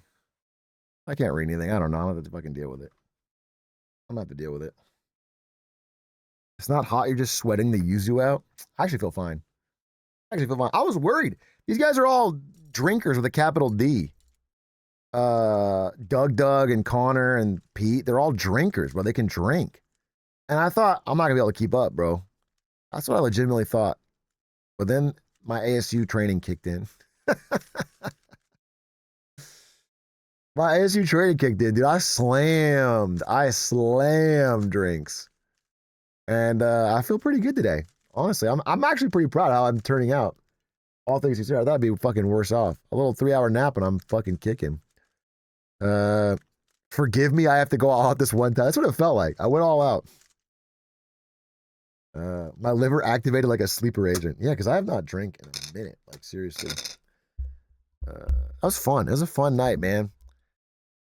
You know, Zoomers, I mean, I guess every time I say that Zoomers don't drink, the chat, like, clamors over themselves and say, no, I'm a full-blown alcoholic. I'm 24 and I'm a full-blown alcoholic. Don't you ever say that Zoomers don't drink? I drink alone in my room all the time. Okay? Never ever.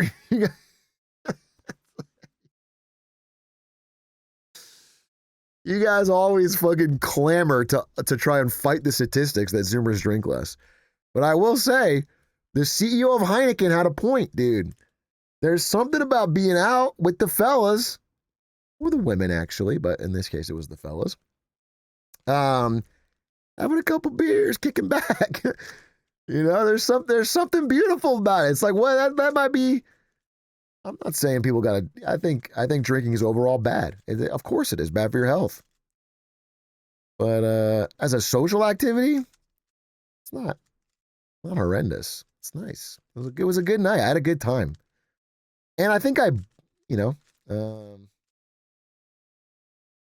or a ladies' night. Slay. It's also good for teaching shame to weirdos. Bro, there's girls here and you're freaking them out. Chill. Yeah, sure. Yeah, 100%. You're saying bullying more. We should bully more. I agree. We should bully more.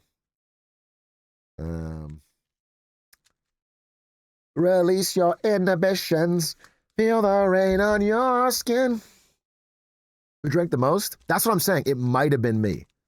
It might have been me. Although, definitely for the first 3 hours of the night, it might have been me. At the very end, when I start really feeling it, I was like, all right, give me some water. And my last one, I nursed. So it's possible I got lapped at. I got blue dogged in Majora's Mask, and they fucking lapped me at the end. But I would say, I was top 2 for sure. Water's clutch, bro. You got to end the night with water.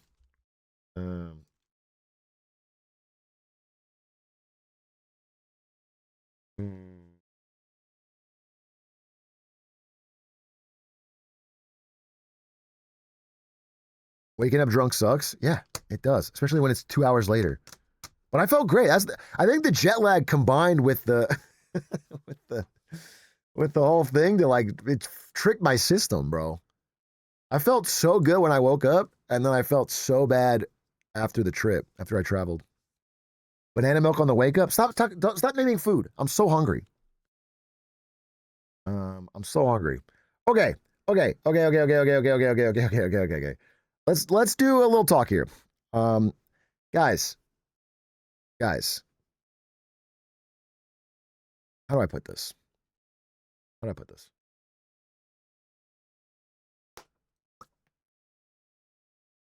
Chatters, viewers, there's a lot of problems in this country. We know that. We talk about it all the time. There's a lot of problems. But there's one problem that is bigger than them all. There's one thing we have been asking for and begging for over and over again. And I mention it. It's the core root of a lot of discontent, a lot of angst in this country. And it's housing. Okay? People, especially young people, feel like they can't get a place to call their own. And that used to be a very stabilizing thing for society. Again, the average age of a first-time homebuyer when I was born in 91, dear God, I'm old, was 28. 28 at the time. You would be in your early adult life, be able to get a house, start a family. Now it's 40. So it's gotten way worse. And finally, our great president, Donald J. Trump, has a plan to fix it. And it's called the 50-year mortgage. Released with this great Truth Social post that shows FDR, 30-year mortgage, Donald J. Trump, 50-year mortgage. It's 20 years better. Okay? Now, I want to explain what this is, bro, because here's the thing. Housing costs have gotten too expensive. People can't afford even the loan to get these houses because the monthly payment is too high. And so the market is starting to get wobbly. We had a great interview with Melody Wright about it. That'll probably be coming out soon, where we're going to try to explain that people can't keep up with these payments and prices will have to come down. But prices coming down is yuck. Our system can't handle prices coming down. We don't want prices to coming down. So what is the solution that we've always gone back to time after time after time again in this country? It's called subsidized demand. Subsidized demand, bro. All we have to do is find a way to increase people's ability to borrow and spend so that we can keep prices up. Okay? If you can't afford a 30-year mortgage payment, well, then we'll spread it out over 50 years so that your monthly payment is smaller. You're in debt for longer and you're paying way more interest. Let me be clear on this, okay?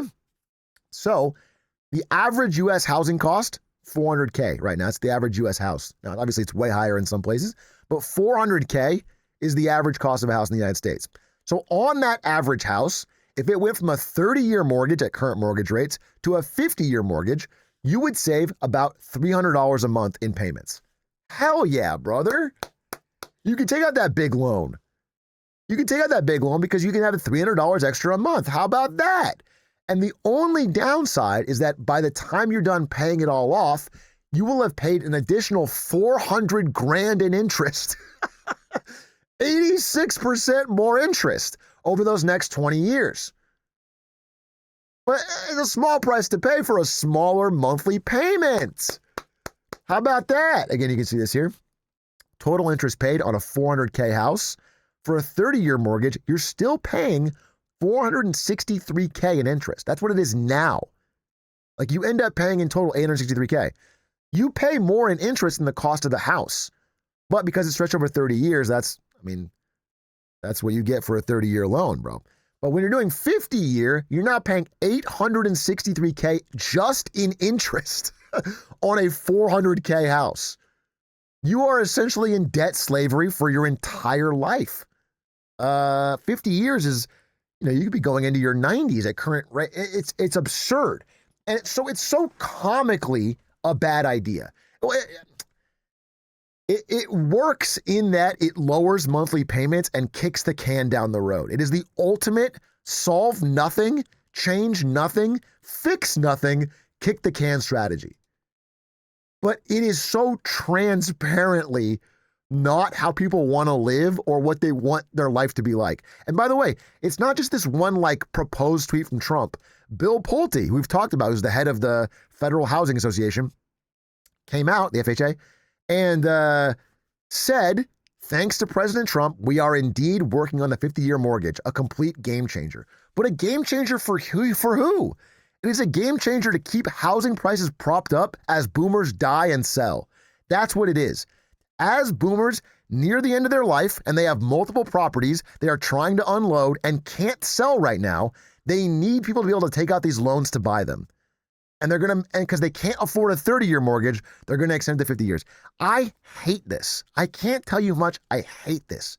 As a strategy, as a plan, it is morally and financially bankrupt, and it is a future of just endless debt slavery. Endless being locked in. Now, at the same time, it's not just the 50-year mortgage. Trump is also proposing 15-year car loans. Can I pull that up?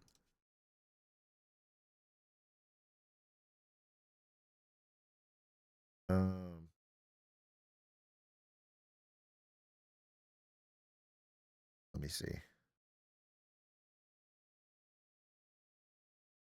This might not be true, actually. This could be fake.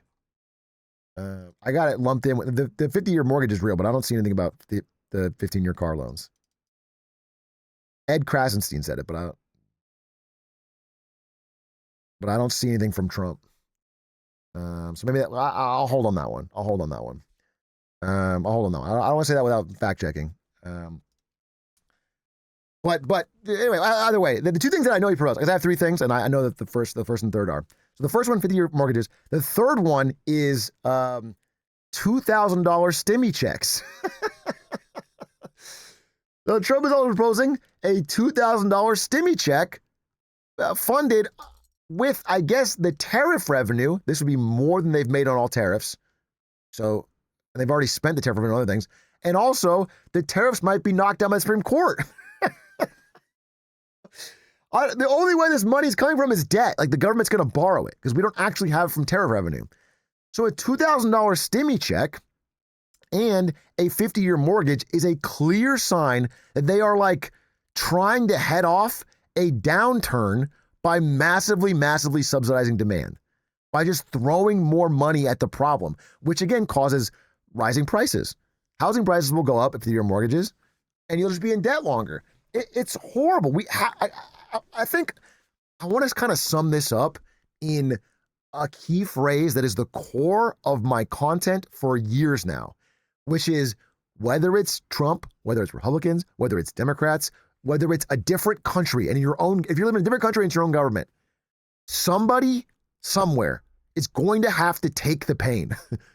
We are getting to comical levels of can kicking that is not, each individual one has less and less effect and more problems, more side effects. Somebody has to accept that there's going to be consequences of prices going down and boomers having a worse outcome. Boomers are going to have to accept in some country, in some world, that the prices of the things they own have to go down. Their houses and their stocks, they have to reset to an economy that is tracked to actual wages. And we're getting, I mean, this is truly absurd. Expecting people to pay double the cost of a house on interest for 50 years to be able to afford a regular house, by the way, and only getting it at age 40. First-time home buyers, age 40, taking a 50-year mortgage. We're through the looking glass. We are in a disgusting alternative hyper world of it comes back to, again, the same as Japan, what I said. It all comes back to the government's complete inability to allow voters to take pain, specifically boomer voters. They won't let them take pain. They will do whatever they can in their power to subsidize demand, to prop up, to kick the can.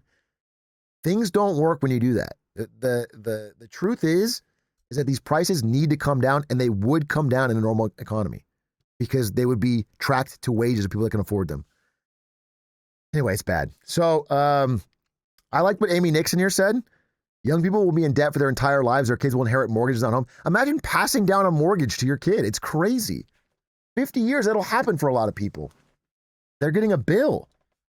Additionally, if I do a little economic extra look at this, one of the worst things about 50-year mortgages versus 30-year is that in the 30-year mortgage,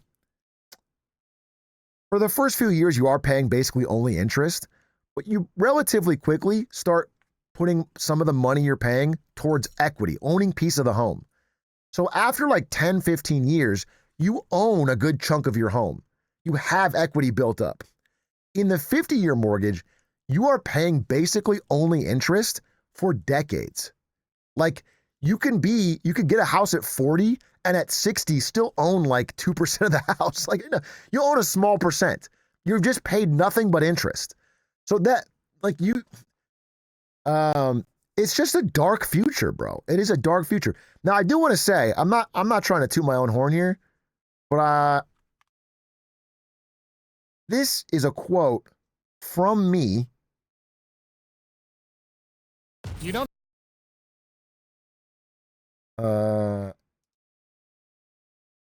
This is a little bit of a patriarch. This is a bit of a patriarch. In that interview with Melody Wright, which is 5 days ago, aka 3 days before Trump posted this tweet, and then all these news articles started about the 50-year mortgage. This is from me. Okay? Biggest. But or you do like Canada and you start getting like, it's like no one can afford the payment on a 30-year mortgage. So you start adding 40-year mortgages, 50-year mortgages, so you can make the payment smaller. So people can, like, you start doing anything like that so you can keep people's ability to buy at these prices possible. I mean, is he watching? Bro, I put that out and then fucking 3 days later, Trump is tweeting 50-year mortgages. I'm the new FDR. This shit's crazy. But I was like half joking because it's such a comical thing to do. It's like this, it's like such an admission of desperation of like, we have no way out where we can keep propping this shit up. I mean, what's next? Dude, because it doesn't solve any problems, the problem will continue, right? And so the next thing you have to do is a 70-year mortgage or a 100-year mortgage. You have to, when someone comes out of the womb, you have to give them a mortgage for their entire life. They're just in permanent debt slavery for a house they don't even own. It's ridiculous.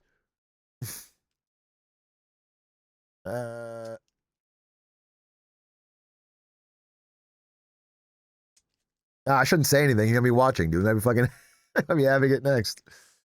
You see this? What's this?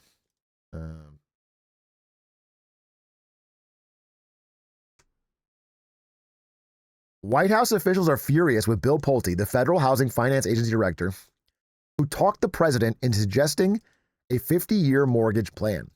On Saturday evening, Pulte arrived at Donald Trump's Palm Beach Golf Club with a roughly 3x5 poster board in hand. A graphic of former President Franklin Roosevelt appeared below 30-year mortgage and of Trump below 50-year mortgage. The headline was Great American Presidents. Roughly 10 minutes later, Trump posted the image to Truth Social. A fucking clown country. This is a fucking clown country. Dear fucking God. What that shows too, listen, obviously Donald Trump is going to jump at any chance that he thinks he can be compared to great presidents and whatever. I don't think Trump deeply thought about the interest implications of the subsidized demand of the 50-year mortgage, but Bill Pulte did. And it shows that Bill Pulte and the FHA are seeing what Melody Wright was talking about. They are seeing the clear deterioration in the housing market. It's coming, fast and furious. It is coming. And so they're trying to get ahead of it by finding a way to, again, subsidize demand and prop things back up. But the data they're seeing is clearly bad. He is rushing to Trump's office to fucking poster board trick him into pushing this horrendous idea. Could it be possible it doesn't even work? Yeah, of course it could. Yeah, that could absolutely be possible. But, you know, if you force banks to offer a 50-year mortgage using the power of the government, or you do it through the government, it can prop things up for a while. It can. I don't know if it'll work, but it can, because, you know, let's say you're a young person. Let's say you're 27, right? There's a house in your neighborhood, costs $600K. You can't afford it. You can't fucking afford it. All right. The monthly payment will be too high. Okay. But if you can now get a 50-year mortgage, if they clear you for that, you know, if the government forces it through and they don't do a credit check or whatever, they can get you for that. Maybe the new monthly payment, which is a little bit lower, you can afford. You can barely squeak it by. So instead of the housing price having to fall from $600K to something affordable, you can buy a $600K house. It's out of your price range, but because of this loan, because it's over 50 years, you can buy it. And that keeps the housing prices up. It's fucked. It's horrible. It's bad. And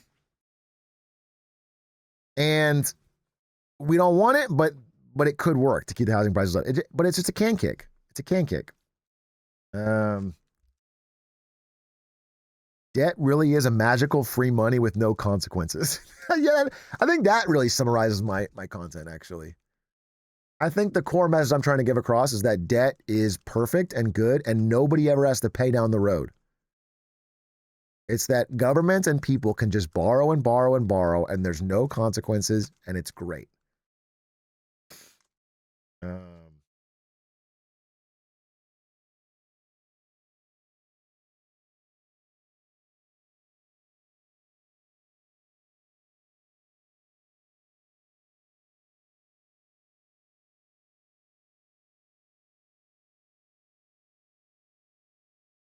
Milk Skims, thank you for the 9 months.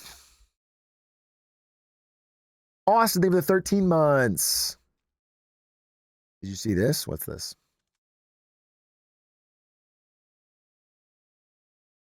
What is this? Another one thing with gold. Why not You silver? you can't imitate gold, real gold.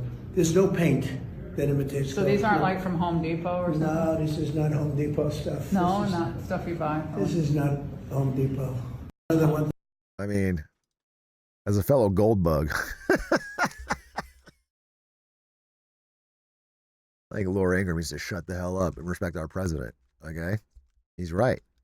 He's damn right. You can't imitate it, dude. It's got a certain je ne sais quoi. It looks terrible. I've been saying it, but it does feel like after all the things, whether it's like the ICE raids or whatever, just him constantly being surrounded by gold, talking about other countries and building the ballroom in a month where things are really bad for affordability is doing worse damage to his numbers than anything else. I truly think this is the worst he's ever read the room. Just the constant gold in the ballroom this month is, I think it's just people are like, it's not that like, because people that don't like Trump have always not liked Trump. And You know, there's many reasons for that. But the people that supported him were going to stick with him through things like ICE or whatever, unpopular things. But this, it just makes it hard for them to defend him. Like nobody wants to wave the MAGA flag around when they see when they see him say affordability is not a thing, it's a hoax in front of a giant fucking wall of gold. It doesn't. It's like it's like French Revolution comical shit. It's you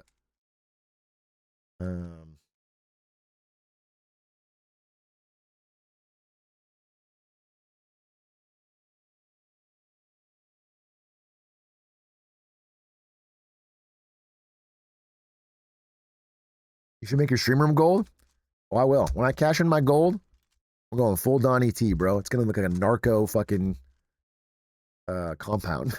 I'm gonna have fucking gold trim everywhere, dude.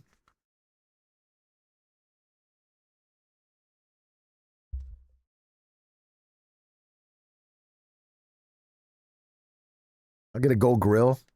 Oh yeah. Oh yeah, I'm gonna cook. We have a hall of chatters.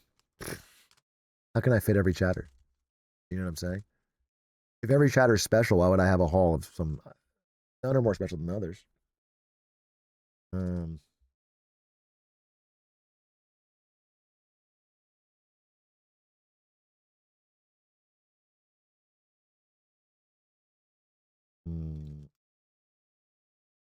Just put a TV in the hall. Yeah, there we go. Take 100-year mortgage on the hallway, dude. Let's get a 100-year mortgage. Let's just fucking go all in, bro. Why pussyfoot around? Don't stop at 50, Bill Pulte. Give me a 100-year mortgage. Just own nothing and be in constant debt. Dude, I'll say one more thing. Because this reminds me of a phrase. So I did that interview with Bill Moreland. It's still not up. I apologize. But Bill Moreland is a bank regulator. He used to work as a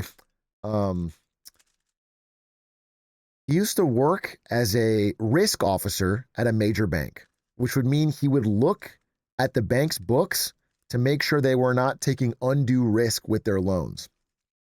And he said this. This is how banks think about debt. I'm going to draw it, actually. He said, banks think about debt like this is you. You are a cup. Okay? You're a cup. And what they want to do is fill you up just to the brim with debt. It's like as a monthly payment. So like, let's say this is your income. Okay? Let's say you make, I don't know, $3K a month. Make $3K a month. It's kind of low. So you make, $5K a month. Okay? 5K a month. For what I'm going to add. I have a lot of things. Okay. 5K a month. What they want to do is they want to have your, $700 car payment. Okay? They want you on a credit card. $600 a month. Whatever. They want you on a mortgage doing, $3K a month.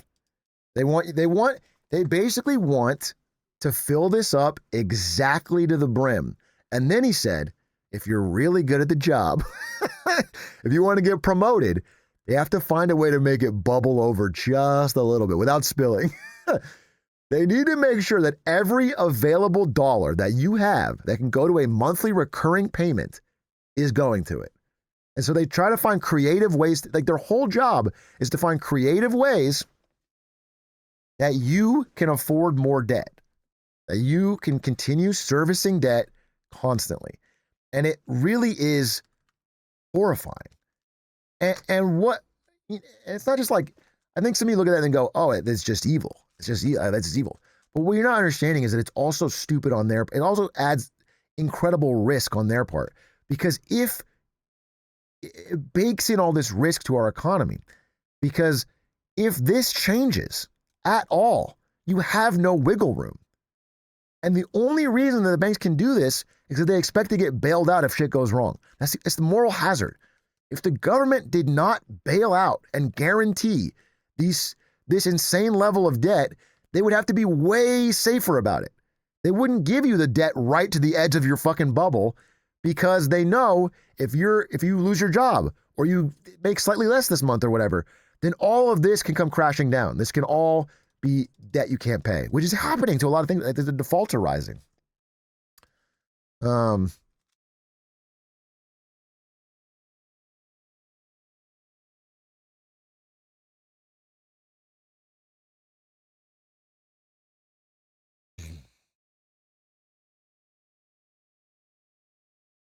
You think people should pay off their mortgage if they can? Mortgage interest is less than investment returns on average.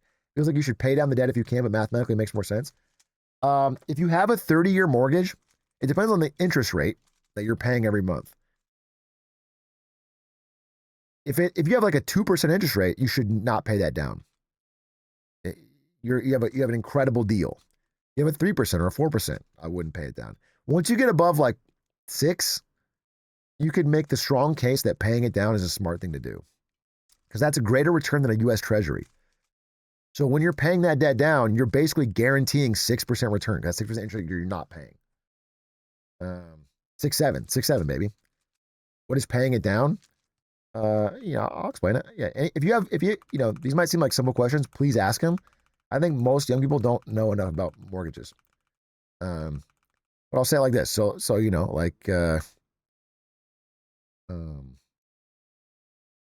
let's say you owe $500K on a house, right? You got to fill this bar up. And there's some interest on top. Every month you'll make your payment. This is the payment right here. You make a payment. So some part of the payment goes to interest for borrowing the money, and some part goes to actually owning a piece of the house. So early on, most of your payments go to interest. But let's say 15% of your payment, you're paying $3K a month or whatever. You pay $3K a month. 15% of that goes to actually owning the house. And this starts adding up. You start getting more actual ownership of the house. And this goes to interest. 75 or 85. And as your payments go on, you get more and more of it towards the principal and less to the interest. This goes to 20, whatever. And you get more and more pieces of the house, okay? What you can do is ahead of time, you can pay more than your monthly payment and just pay purely to this. If you'd like to, if you had extra 5K or whatever, you could just dump it into this and start getting this because your interest is only on this remaining part.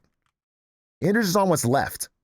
So the more you pay this down, the less interest you're paying in total. That's the idea. And because it's based on your interest rate you did when you signed up, so if I got this loan at a 6% interest rate, then everything I pay off early, it's like I'm earning 6% on that money. If I can make it simpler, okay? So it's fine. But what most people say, because most people have interest rates that are like 2%. So rather than take this 5K and put it here and save a little money here, you take the 5K and put it into the stock market, or you put it into treasuries, or you put it into something else that earns more than 2%. That's totally fine. Again, paying down your house early really depends on whether you value the financial freedom and peace of mind of reducing debt.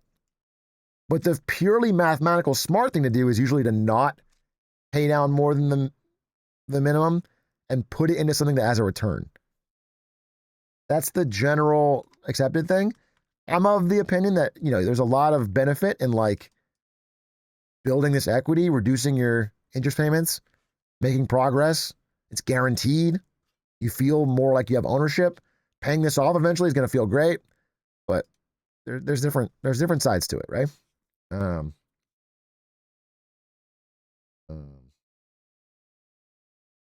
Does interest only accrue from the start of the loan? If you pay it off instantly, there's no interest accrued? Yeah. I mean, if you bought a house in cash, there's no interest.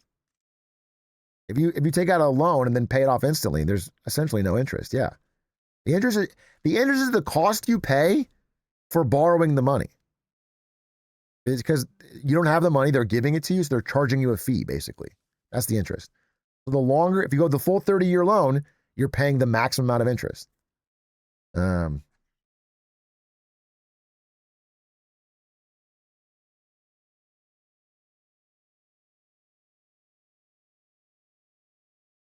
Is it dumb for me to pay my student loans if I have a less than 6% interest rate for the same logic as this?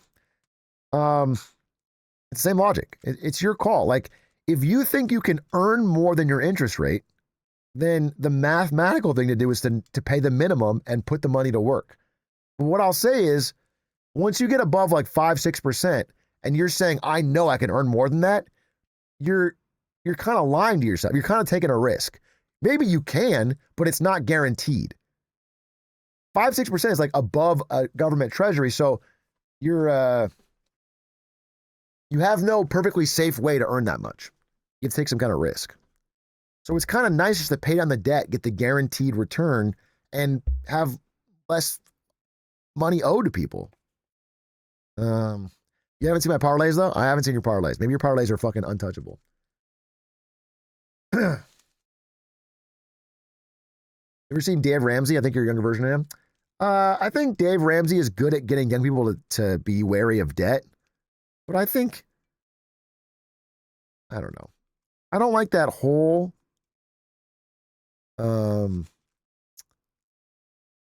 style of content, which is mostly about calling up young people and shaming them for their financial choices in like a Jerry Springer move so that other people feel good about themselves. That's more Caleb Hammer than it is that guy, but they do that. And like, the people that watch it are really watching it to feel better about themselves. They're not watching it to learn. They're watching it to like see somebody who's struggling and be like, haha, wow, I'm not that bad. And I think it's kind of a shitty thing to do, content.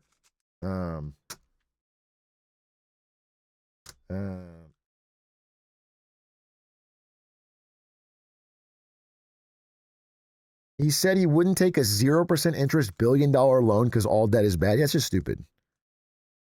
But I get his greater point. Yeah, I think, society, like I'm saying like this, like if you go back to the drawing, I don't have the cup drawing anymore, but if you go back to the drawing of the cup, in a society where there's like massive banks and student loans and credit cards and BNPL and all these things trying to fill up your cup to the top and get you to take as much debt as possible, Dave Ramsey is a nice antidote, even if I don't like the way he says it, people to realize that like this is bad.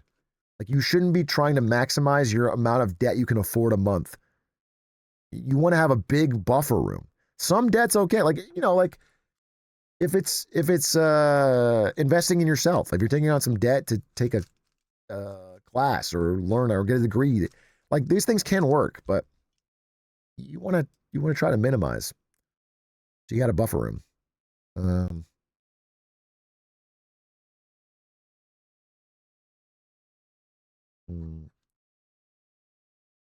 I'm investing in a $20 buy now, pay later burrito. You can really take this argument far. I'm investing in myself because I'm hungry. And so I'm door dashing nachos. And when they arrive, I'm not going to be hungry anymore. Food is important. I would die without it. So I'm investing in myself.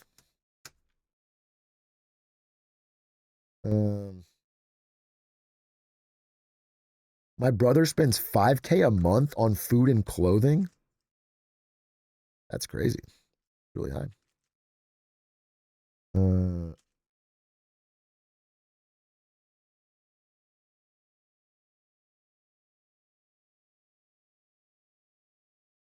what you said before, you're saying when you add the probability of the government bailing you out, suddenly the math pans out.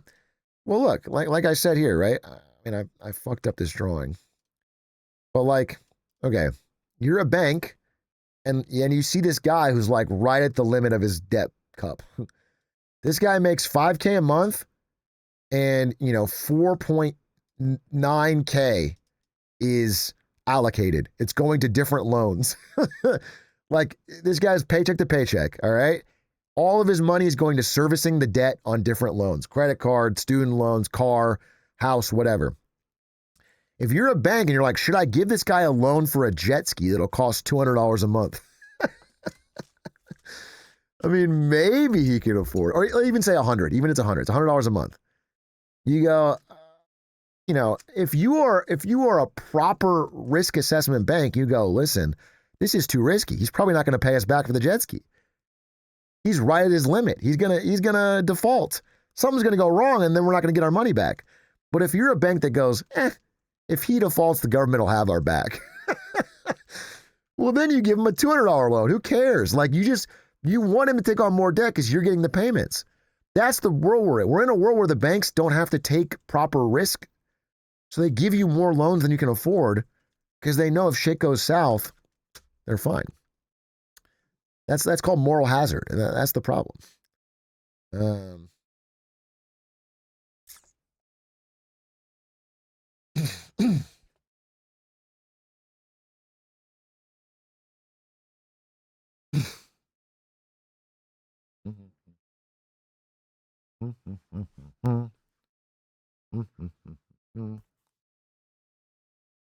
you explain what refinancing a house loan house is and how it works? Yeah, sure. So we draw a house. Pretty simple. This is your house. You're a Zoomer who just bought a house. Good for you. You bought a house. The interest rates, when you buy the house, let's say there's 6%. So you're taking out a $500K loan, 6% interest. I can't do the math on my head, but I don't know what your fucking monthly payment is or whatever, but let's just pick a random number. It doesn't matter. Okay? 300K. I'm sorry, $3,000. $3,000 a month. This is not your, whatever. You got a payment. This is your payment. So you got a monthly payment. It's going towards 6% interest and the principal. This is your house. Now, when you get this, you're like, man, that's a high payment. This interest rate's kind of high, but that's what it is. That's what the market is. It's 6% right now. So you're like, okay, I'll do this for now, but my realtor's telling me in the future I can refinance. Now, what does refinance mean? It means in the future, if this number goes down, if interest rates go down to like 4%, you can take out a new $500K loan at 4% and pay off this one completely. And so now you're paying this new loan at a lower interest rate. So maybe your payments are like, $2,600. That's refinancing. Refinancing is once interest rates are lower, you just take out a big loan and kind of just redo your first loan. Or whatever's left at the time. Maybe it's $480K at the time, whatever's left. It's fine. I mean, there's nothing inherently wrong with refinancing. It's fine. It's just, the real problem with it is that realtors will lie to you. So when you're going to get a house and you're like, man, this monthly payment is high, they go, don't worry, marry the house, date the rate. This rate's going to go down. You can refinance. Your payments will go down. They promise you that. They lie to you. And they don't know. I want you to know they have no fucking idea. The rates might go up.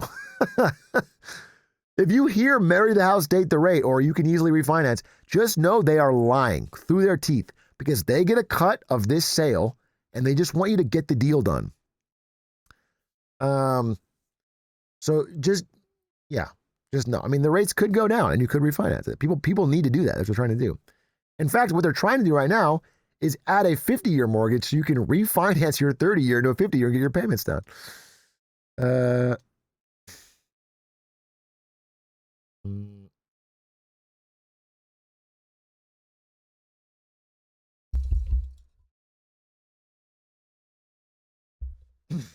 When you refinance your house, do you lose your equity in it? No. You're only taking a refinance on the part of the principal you haven't paid. If you have a $500K loan and you pay down $20K, you're getting a $480K refinance.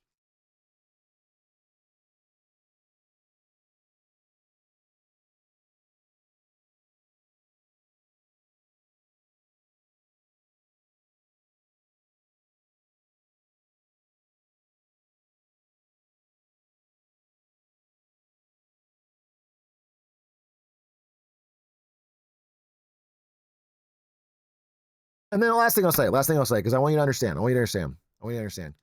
What I'm talking about here is a fixed rate. That's where you have a 30-year mortgage and you're paying the same interest every year, 30 years. Okay? 30-year fix. It's an American classic. Many countries don't have this, and some places in America are now doing adjustable rate mortgages again, which again was one of the big problems in 2008. Adjustable rate mortgage is like this. It's like, hey, you need a $500K loan.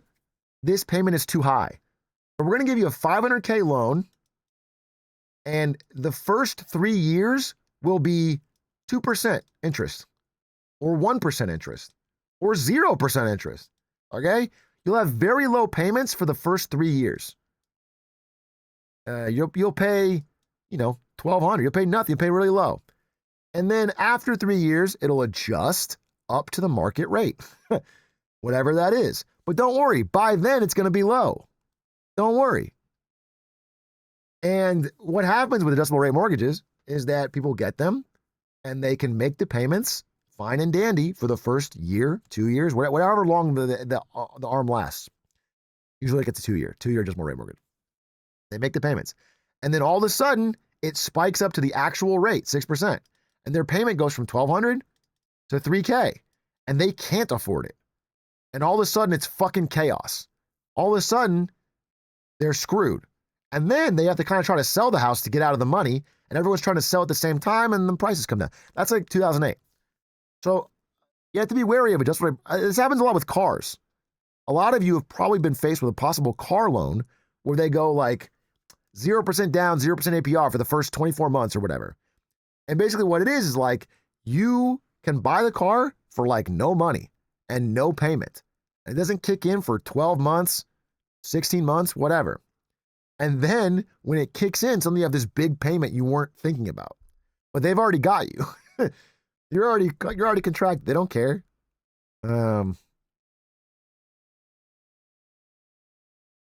don't know. We covered a lot of mortgage stuff today, but I think it's cool for you guys to know. I think that's good.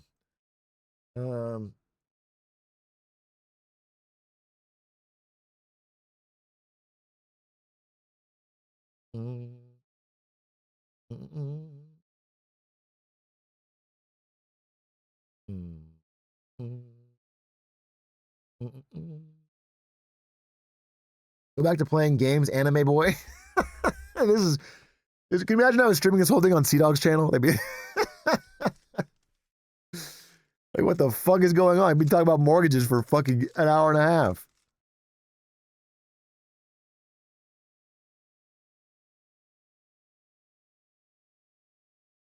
Are there other examples of moral hazard? Dude, moral hazard is the rot at the heart of almost every financial transaction in America. It's the idea that you don't have skin in the game. It's the idea that you're not taking on your own risk. It's that you make a bad decision and someone else pays for it. Politicians are like that. Like a politician could be like, here's the thing. Let's say a politician promises you something that the state can't afford. Let's say you're, I don't know, the governor of Idaho or something, and you're like, listen, we're going to do, you promise something crazy, but you're not going to raise taxes because that's politically unpopular. So the government doesn't have the money to do it. But like, we're going to build 100 bridges. We're going to build 100 bridges, and I'm going to be at the ribbon cutting ceremonies, and we're going to do free bus or whatever. I'm not saying free bus. I'm not trying to knock anybody. I think he's got the money for that. Zoran is proposing tax raises. That's not what I'm talking about. I'm talking about somebody who's like, yeah, we're going to cut taxes and we're going to build more or whatever. And what they're doing is borrowing. They're borrowing. Okay? So when they do that, they know that the cost will be hit eventually.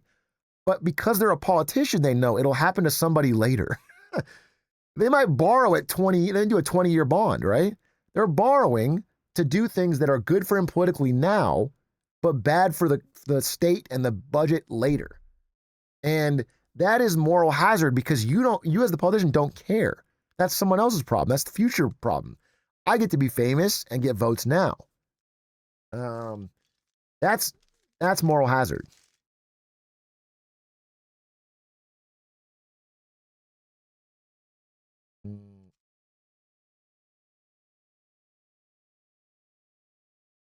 CEOs do this.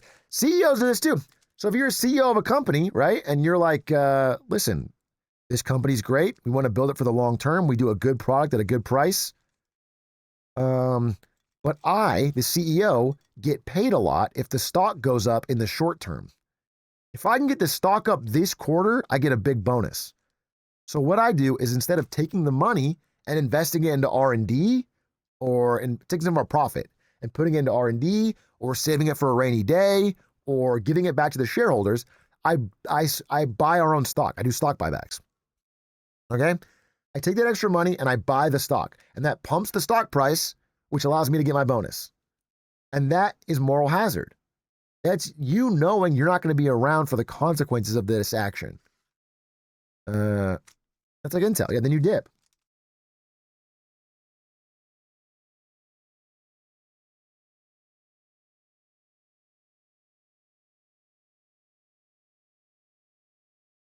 How do we incentivize long-term consequences? I mean, it's incentives, right? The CEO is responding to incentives. So what we'd really want is to not make a pay package for a CEO in that example that rewards them for short-term pumps.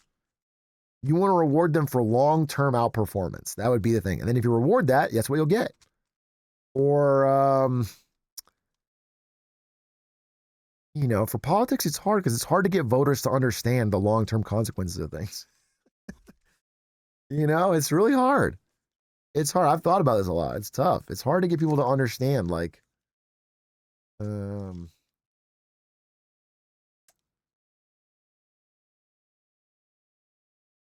it just has to be either education or you have to do,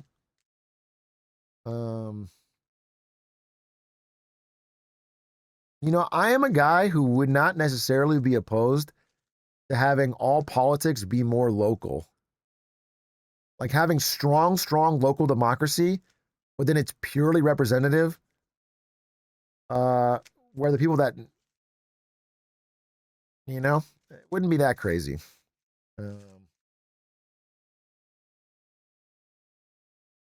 Because people just can't, there's too much to think about. People can't know. But yeah, you could also just have punishment. Like, you know what I'm saying? If somebody bankrupts their state to get political points, you could also just punish that. Even if it's not electoral, you could have laws. You could have budgeting laws. You could have that you must require a balanced budget. There's all ways you could make the incentives. People are just responding to the game they're dealt, dude. People are responding to the game. And if the game is rewards bad behavior, then they're going to have bad behavior.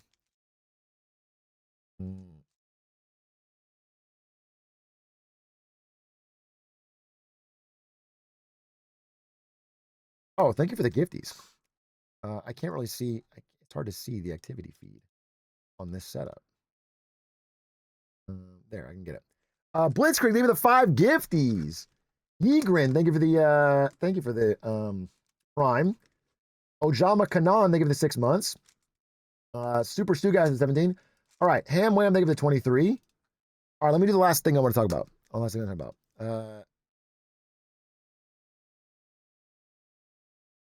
Last thing I want to talk about.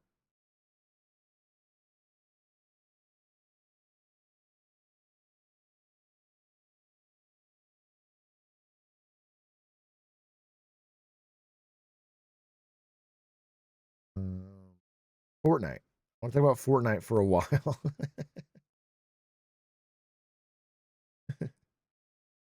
Okay. Let's see.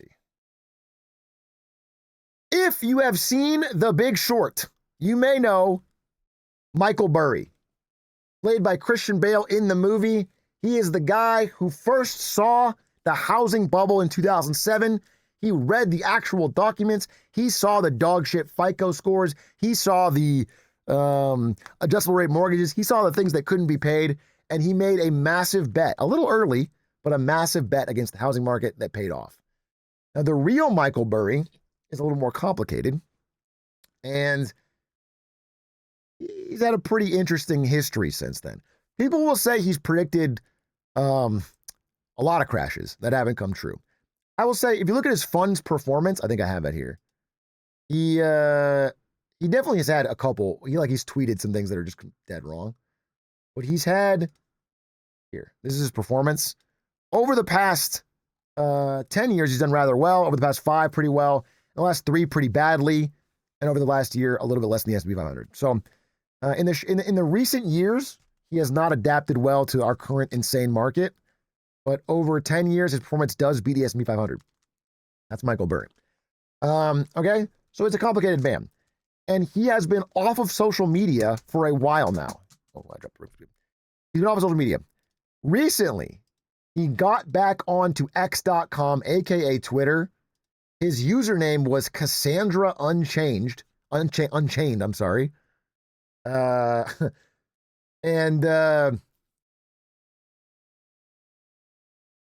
Cassandra, again, a reference to the Greek fable of the woman who was cursed to know the future, but no one would believe her. So he's getting on the nose. Okay? He's on the nose. He's saying he knows things are going to be bad and no one's going to believe him. Okay?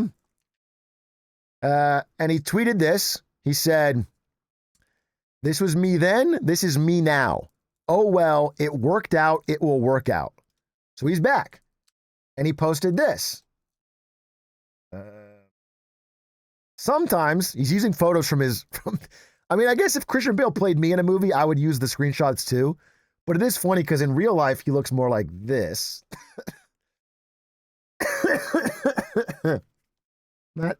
Not crazy far off, but So he's using screenshots in the movie. And he posts this one. "Sometimes we see bubbles. Sometimes there's nothing to do about it. Sometimes the only winning move is not to play," which is interesting. He's kind of saying, the market's crazy right now. It's frothy. It's a bubble. But the smart thing to do is not touch it because you don't know what's going to happen, which is something that I would agree with. But then right after, it was revealed that he is playing. He has made a massive $100 million bet, $1 billion option against Palantir and NVIDIA. He's putting a put option on Palantir and NVIDIA, saying those two stocks, which are insanely frothy AI bubbly stocks, will go down. So he's playing. He's made a massive bet. Now, Palantir especially is a company that what's the PE ratio of Palantir? It's like disgusting. It's 448. Wow, it's even higher, dude. It's disgusting. Okay? Again, that's the ratio of how much the company is worth to how much it actually makes. For a normal mature company, that's like 10 to 20. For a high growth tech company, it's like 30 to 40. For Palantir, it's 569. They just don't make any money for their valuation. So they have to have the most absurd growth to make this justified. They have to be the most insanely high growth company imaginable. Not necessarily impossible, but pretty fucking crazy. So he's betting against it. And I barely covered this because that's his bet. There could be some truth to it. He's had good performance overall. Maybe it'll work out. But it's not a big a deal. But then Michael Burry came out with a new tweet that I think is actually really interesting. And it was this one from yesterday. Okay?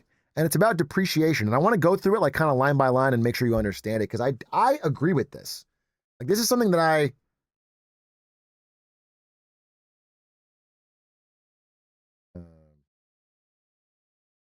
need to sign into. Did I have to use my phone? God damn it. God damn it.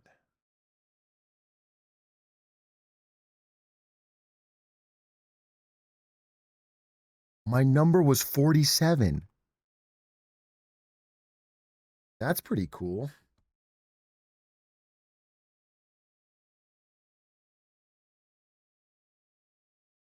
That's pretty cool. Okay. This is sweet. Okay.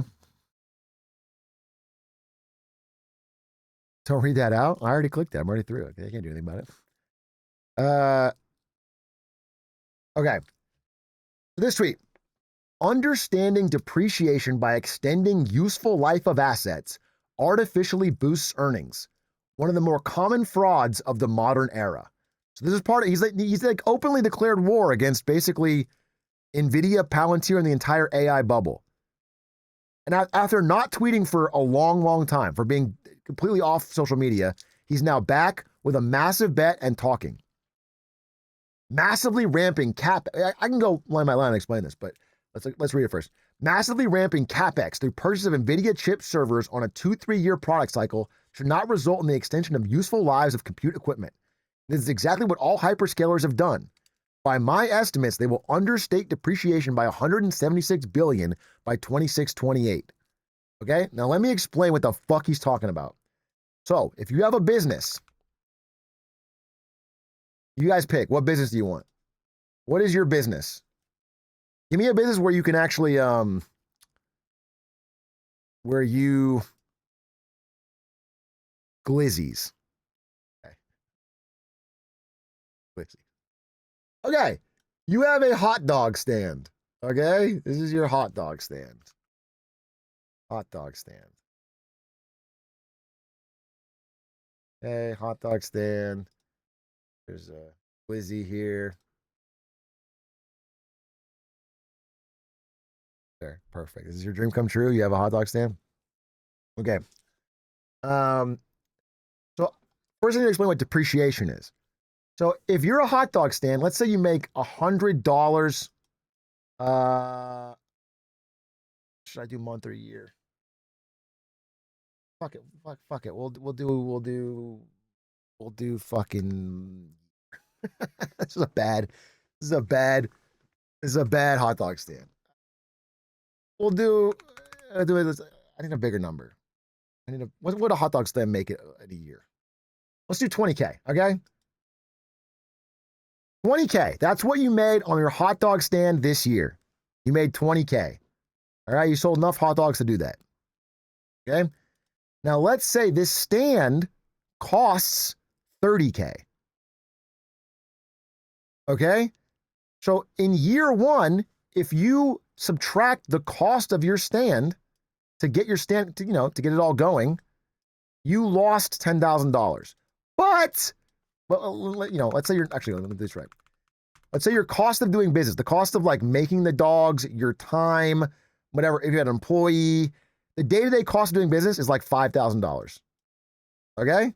So normally you'd make 15K profit, but you had to buy the stand. So that was 30K.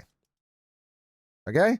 So you lost $15,000 this year. But in a normal year, like next year, you're really profitable. You're profitable. Okay? You're doing pretty well. So what you want to do is spread the cost of this big fixed item over a number of years. That's why they do depreciation. If you put all this cost in the first year where it happens, it makes your business look really bad when it's actually not that bad. So you spread the cost over a number of years. An accounting trick, but it makes sense. So what you're supposed to do is you spread the cost over what is called the useful life of the item. Okay? So you might spread this 30K thing over, how long do you think it'll last? I don't know. 10 years? 10 years, okay? 10 years for this hot dog truck. Okay? So instead of $30,000 minus this year, it's minus $3,000. So now your business looks pretty good. 12K profit. Okay? Things look pretty good. And every year it's minus 3,000, minus 3,000, minus 3,000. Okay? That's the general idea. Okay? With GPUs, what Michael Burry is saying is that they have lied about how long they will last. He's saying that these companies have bought GPUs and on their books, they are depreciating them over more years than they will actually last to make this number smaller and make the profit seem good. Okay? That's the idea. So he's pointing to a real example. So look at this. This is how long different companies, I'm covering this. Can I make it smaller? There. This is how long different companies have been saying on their books that the compute will last, that the GPU spend will last. In 2020, they said it would last 3 years at Meta. Now they say 5.5. Now, why did that change? Do you understand? Why did suddenly they say the GPUs are going to last longer and longer and longer? And it's because when they make these changes, they get to drastically increase the amount of profit on their books that year. It lowers the depreciation costs. And what he's noticing, the trend that Michael Burry is noticing, is that all these companies, all at once, are all increasing their lifespans. They're going from 3 to 4 to 4.5 to 5, 3 to 4 to 6, 5 to 6, 3, 4, 6, 4, 5, 6. Okay, and I have a specific example here. Like, again, these are like stories that go underreported. You don't even see them.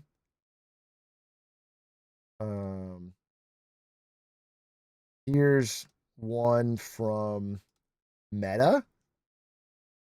This is in February of this year. Meta accounting move on AI servers to boost profit this year. Totally underreported story. Totally undiscussed. And yet, like every 6 months, every 8 months, you see big tech companies changing their accounting to make the things last longer. Now, what I'll say is it's possible they do. It's quite possible that you can get a more of a useful shelf life out of a GPU than we thought. Maybe an old GPU can be useful and make money for 6 years. But if it can't, like Michael Burry is saying, if it only lasts 2 or 3 and then you have to buy a new one, if they get old or if they're not useful, or people don't want to buy them or rent them, then you've drastically overstated your profit in those years. And it's going to be a big correction. And I want to show you some examples that lean into that. First of all, there's a joke from Jensen Huang, which is a bad idea. Jensen Huang joked and said, hey, once the new GPUs come out, the old ones you can't even give them away.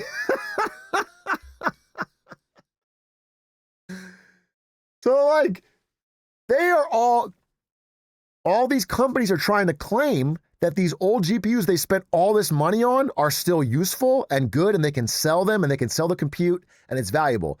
And then NVIDIA's like, yeah, who cares about the old ones? You got to get the new one.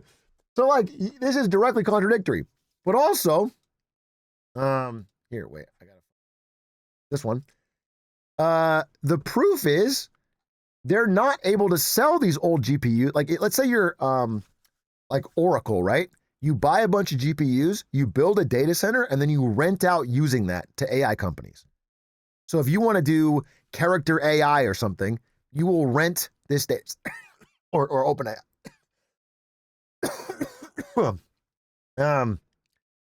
They are finding that they can't charge the same price on these old GPUs. The prices keep going down and down and down and down and down. And this is only for, things that are a few years old.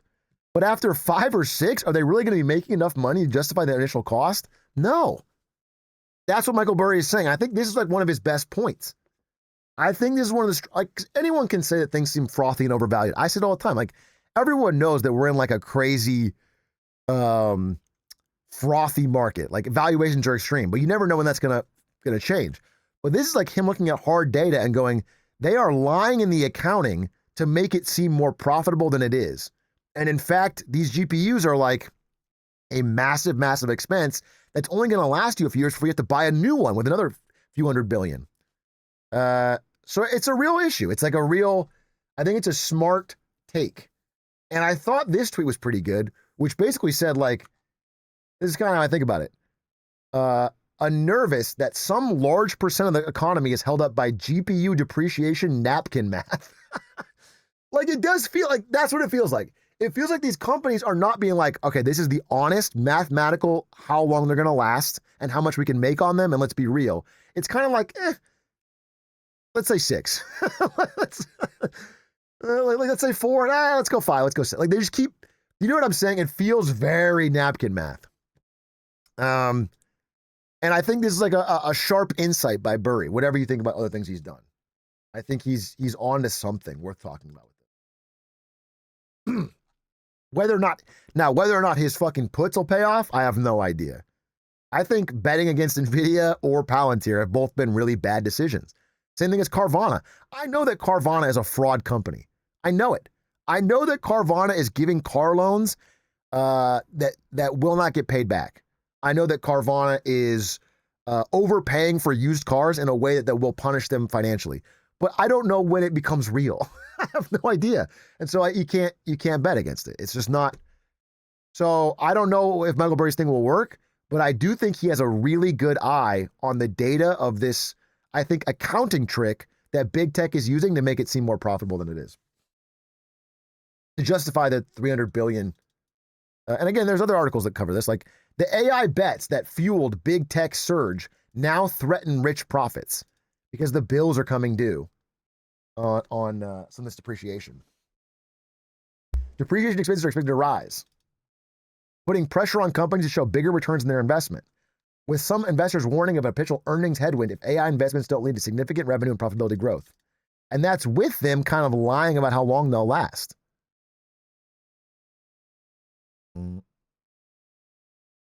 So that's the Michael Burry update. I just wanted to give you that. I wanted to explain that. Why would he short NVIDIA off of this? Wouldn't NVIDIA win from this because the big companies would need to keep buying GPUs? He didn't short, as far as I know, Amazon or Meta. I think he's going to the heart of the problem. He's basically saying that once these companies and their investors realize that they have to keep buying hundreds of billions of NVIDIA GPUs all the time, and they're not lasting as long as they thought, they're going to stop doing it, and it'll all hit NVIDIA at once. That's his fucking take on it. He also ended with a note. Yeah, worth saying. So we're covering this now, but Michael Burry ended by saying, I have more concrete information coming November 25th. Where's his, in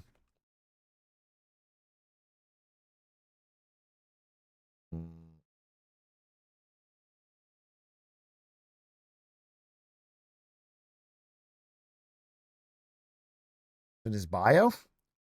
Yeah. Cassandra Unchained launches November 25th. I mean, maybe he's just trying to sell a book, bro. You know, like, I think he's a smart guy. And I want to cover this because I think, you know, the more you look into depreciation, the more you can see he's onto something real. This is a real thing. But I don't want to be like, this guy's the Big Short genius. He truly is Christian Bale in real life and everything's going to be right. I don't want to say that. But I do want to say this depreciation thing, this is real. Like they continually are changing their depreciation and it makes their profits look good in the short term. One more thing I want to say. Where was oh yeah, his beef with Alex Karp of Palantir. So does anyone have the Alex Karp quote?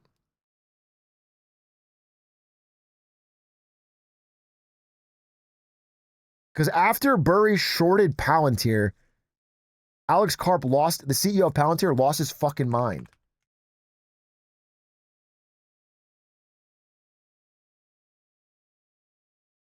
Alex Karp meltdown Burry.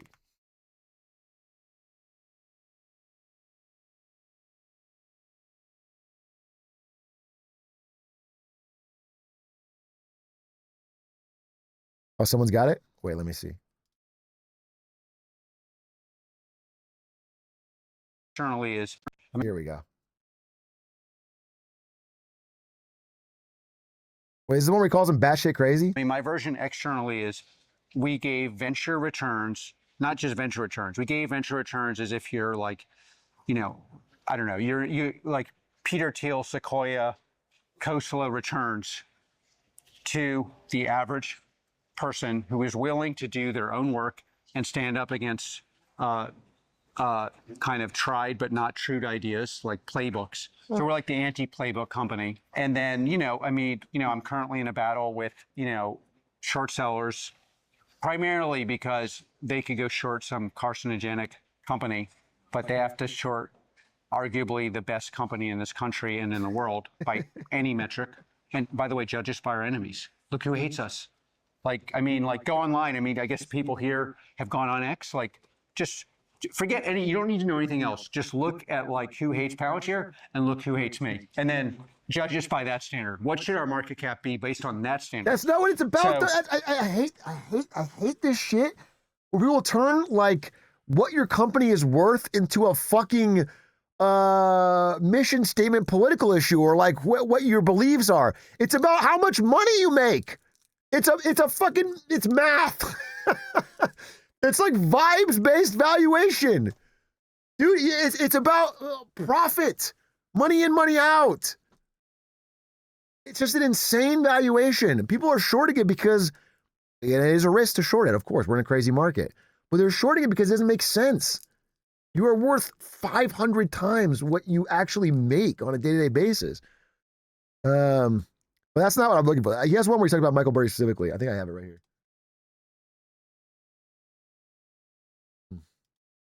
Palantir reporting third quarter results above expectations in a big way. The company issued better than expected fourth quarter guidance. Shares down in the pre-market this morning. We'll talk about that as well. But joining us right now is somebody we've been talking about, frankly, all morning. Alex Karp is with us, Palantir's CEO. Alex, it is so good to see you this morning. We had your biographer on the broadcast before, and we're speaking about you now in third person, but now we're doing it in first person. The earnings were a blowout, I think, across the board. We can talk about maybe why the stock market reacting the way it is. But, you know, I was listening to the call yesterday, and I wanted to, just for those who didn't get an opportunity to hear it, I think you made some fascinating points about why you think this company and maybe even yourself are so misunderstood. Well, there are lots of easy ways to misunderstand me. I misunderstand myself, and you know, it's not like the super conventional playbook thing. Look, we're an anti-playbook company. If you want to do the personal version, I'm like this dyslexic, formerly and I believe currently still left of center, who actually sticks up for progressive values, which triggers, you know, TDS loving people, because I think the Democrats aren't no longer progressive. And then the company is built in a truly sui generis, unique way, which would only be possible in America. And it triggers people with Trump derangement syndrome because he's too progressive. What are you talking about? I mean, the company is just AI services for the military. It's not. Why is it so political? I didn't know this guy was so political. He sells AI services to the military. Actually explodes every assumption of how an expert would build a software business. The more you actually know about building software, the more odd, unique, and inexplicable our rise in success, and I would say domination on the enterprise software battlefield looks and is. And then I would say one of my main issues is Palantir, because we called a lot of things that are kind of establishment views that often are viewed as kind of being super woke into question in every single assumption of Palantir. The people who piled in to Palantir were people investing their own money, often people who are not in the investor class, non-experts. And even till today, the experts sit on the sideline and say, hey, this can't be true, while the average American... Okay, but this is the same argument you could have made about GameStop and AMC, bro. That's not an argument for like why your company is worth this much. That you convinced a bunch of people to throw their money in who are not real investors is like... It's like you're doing the apes together strong. You're doing like, this is exactly what Adam Aaron of AMC did, which is like, yeah, we're non-traditional. We have this movement. It's a movement of people who are angry with Wall Street and they want to do, it's like, bro, you're a fucking failing theater company.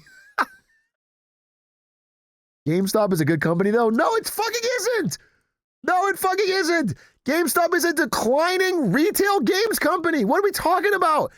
Every year they make less money. What are we talking about? It's crazy. Invested in Palantir, and for the first time, maybe arguably since World War II, average Americans got venture returns investing in Palantir. So you have this massive divide between the average person who evaluated themselves and the expert class that still was working on assumptions that have historically not been true, that obviously, if you look at the earnings, if you actually look at, we grew the company, I mean, I'll go through if you want to go through the numbers, but extraordinary results, yep. And then the expert class is weak need, and the retail people are all in. So, but in fairness... But that's what I wanted to ask you about, in terms of the because there is a misunderstanding. Clearly, I mean, the idea that Michael Burry is shorting your stock because you're anti-woke is crazy. You can make the argument that you're such a high growth company that the crazy valuation is worth it. You can make that argument. That's a fair argument. You can say, look, they don't understand that we are on such a rocket ship of growth that we're going to grow into this valuation. I think it's so extended and so extreme that I think that's tough. Just because your main client is the government, but okay, fine. But what you to say that it's like it's just FUD and hater. I hate that whole line of thought. It's so pervasive in our country of like anyone who points out a flaw in your line of thinking or what you're doing is a fucking hater. They're just FUD. It's just all because of they have no points, and I find that so frustrating. Most analysts, think that this stock is overpriced. You have people like Michael Burry out there shorting it. Everybody who's shorted this stock thus far has been on the losing end of it. And I'm trying to understand, just from, if you look at sort of the growth trajectory, the sales, how much of the sales, frankly, I think actually even there was a huge part coming from even existing customers, and just what the scale of this thing ultimately looks like in your mind. Okay, there are two parts. Of course, when I hear short sellers attacking what I believe is clearly the most important software company in America, and therefore in the world in terms of our impact, simply to make money, and trying to call the AI revolution into question, where we have this anomaly. Even this adjusted free cash flow. What was the adjusted? It's crazy these tech CEOs take shorts so personally. That's another bad sign. It's a red flag. I think it's from one of Warren Buffett's letters way back in the day. But it's like, if the CEO is angrily fighting short sellers, it's a weird red flag. It's a weird sign, because if they had a true great company that was growing, they wouldn't fucking care. If it wasn't built on hype and getting everyone to agree, they wouldn't care, because the numbers would go up and then it would eventually correct up anyway. Like, short sellers shouldn't hurt you if you are actually growing at the rate you're supposed to be growing. But if you're focusing on the stock, if your goal is to pump the stock, then you fucking have to hate short sellers and demonize them and attack them and trying to call the AI revolution into question, where we have this anomalous numbers, 114, rule of 40, et cetera. It just is super triggering, because these people, they could pick on any company in the world. They have to pick on the one that actually helps people, that actually has made money for the average person, that is actually supporting our war fighters. Why do they have to go after us? And I'll tell you what, it's crazy motivating, because I'll tell you why the short sellers are constantly getting screwed by Palantir. Because every time they short us, we just are like tripling down on getting the better numbers, and part, honestly, to make them poorer. But okay, so the question of the actual power of the business. I can't listen to a fucking billionaire tell me how fucking bullied he is by people thinking he might be overvalued. This is so fucking ridiculous. This is so ridiculous. And again, man, that makes you question the numbers, because again, adjusted free cash flow. What did you adjust? I hate this preponderance of adjusted EBITDA and adjusted cash flow. And it's like, just show me your actual free cash flow. Show me what you actually made at the end of the day. I hate all this accounting tricks people are using to be like, yeah, we grew our adjusted. That's why I wear the EBITDA hat. One of the big things about EBITDA is the D, depreciation. Okay, it's kind of back to what Michael Burry's saying, which is that if you report only EBITDA, you are basically hiding or ignoring all of your costs, all your big, asset costs. If you buy a factory, or you buy a fucking new GPU, or if you're using EBITDA, I'm not wearing the hat now, but that's why I wear that hat. Simply to make money. And it's crazy motivating, because I'll tell you why the short sellers are constantly getting screwed by Palantir. Because every time they short us, we just are like tripling. He's worth down $17 billion. Getting the better numbers, and he's part, getting bullied, honestly, to make them poorer. But okay, so the question of the actual power of the business and what is it worth. I mean, at the end of the day, one of the things that is actually in the book, the biography, and that I actually think you always have to ask is the person persuasive, or are they right? And across all sorts of movements, political, I mean, you see this on the regressive part of the Democratic Party. We're about to probably have a complete disaster. I was born in New York. But if you actually said, do these things actually work? Everyone's like, of course I'm not going to vote for that. But instead they ask, does it work in theory? The theoreticians, you have to ask, how often have you been right? And Palantir is about pragmatic decisions that create unfair advantages for America and its allies. I'll be honest with you, I have not listened to this guy speak on extended length before. This makes me want to fucking short Palantir. This is crazy. He hasn't mentioned the fundamentals of the business one fucking time. What are you talking about? What are you fucking talking about? I'm not going to do it. You shouldn't, by the way. You shouldn't. In this economy, in this market, and what's going on, I think puts on high-flying companies are a fucking insane risk. And bear in mind, by the way, Michael Burry, even if fucking for, you know, the 1 in a million happens twice and he's right again, he was hella early last time. I want you to know that. Michael Burry was hella early, even on the housing market. If this is 99 and not 2001, you could have years. Okay? So just be fully understand that. And, but yeah, him just like being a $17 billion, like, oh my God. And then only think about politics. I didn't understand how much that motivated him. I thought he was going to talk about how, like, listen, we are growing our fucking customer base. We got renewed bigger contracts with the military. Every year we're up 80%.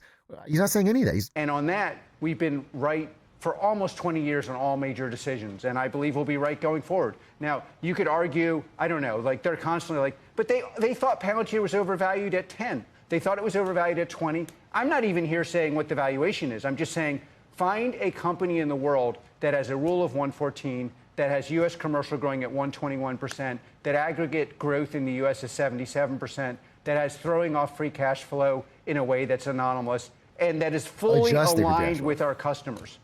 And you figure out the value, but they're in the business of being skeptical and being wrong, and we're in the business of giving an unfair advantage to American workers, American warfighters, and our investors.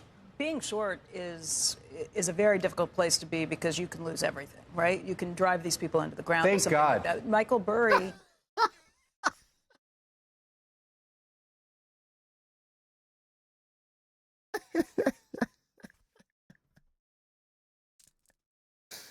That's so funny. He's so mad.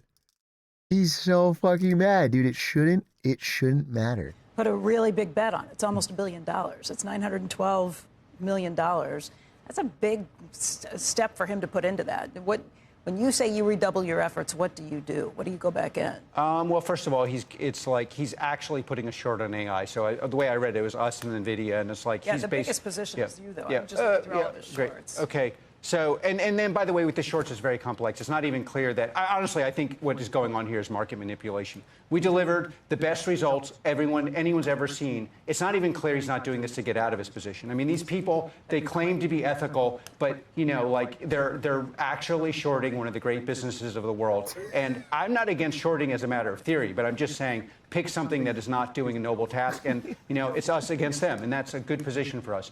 I mean, look, when you're printing a rule of 114, it's so personal. People who aren't technical, I think roughly an incredible score, like an Olympic grade score on rule of 14 is like 50. I mean, that's roughly like if you're between 50 and 7, you're an Olympic athlete, a unique implement athlete. This is like Michael Phelps like score, like Michael Jordan. Like there are no scores like this. And 121 growth off of almost a 1.5 run rate in U.S. commercial, and the 77% growth in the U.S., and an aggregate off of an aggregate base of $4.5 billion. By the way, I predicted we'd get here. So, you know, it's like if you want to short that, be my guest. You go ahead. We're just going to go do our things. I mean, look, I'll tell you, there's a tale of two. I want to explain really quickly. Listen, first of all, the growth rates that he's talking about are not enough even to justify the valuation. It's like I think people don't understand the stock market enough, and I think this is. I'm not saying it's going down. I'm just saying, like, from a math POV. Okay, there's a difference between what something is worth and what something it's valued at. Okay, it's something can be good and still be overvalued. And that is why these arguments I find to be a little bit, I don't know, specious. It's the idea that, like, if I hold a rare mint first edition Charizard in front of you and I go, is this valuable? Is this a good card? You would go, of course. Would you buy it for $1,000? Of course. Would you buy it for $200,000? Of course. But would you buy it for $100 million? Okay, the card can still be good. It can still be a great card. It could still maybe be growing over time, like the value can be going up. But you're not going to buy it for $20 million. There is a number that is above what it's worth. Okay, there's a point. And you know, when you're worth 500 times what you're making, what your actual earnings are, then it sends a signal that you have to grow even more than you're growing now for a very long time to even catch up to be a more reasonable valuation. And I'm not certain that he'll do that. I'm not saying it's impossible, but he needs to spend more time talking about that. Is it even possible to grow into a 500 PE with $1 billion in revenue? I don't know, man. They'd have to be one of the biggest tech companies ever. I mean, it's not impossible. And then another thing about growth is that historically, for most companies, you have a few years of high growth and then it slows down. It doesn't keep going for on and on and on. Only the truly great companies compound growth like that for, like Costco had steady, you know, I don't know, 8-10% growth for a long time. So, but you know, you know, it's like a graph like Labubu, right? Or Pop Mart. You know, people valued Pop Mart like they were going to go up forever, and we're already seeing Labubu sales fall off.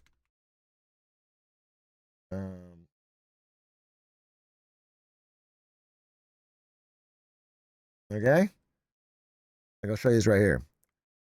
Very similar chart to Palantir, actually. Okay, so we're like right around here, peak Labubu. They're like, holy shit, this is a new paradigm. Labubu sales are absolutely high, insanely high growth. It's going to keep going up like this forever. And then they stopped selling. They're already selling way less. And the valuation is correcting. Okay?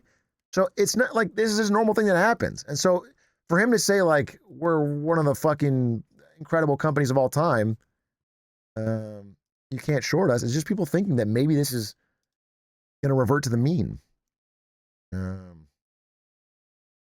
Now, look, here's a pro Palantir case. We get World War III.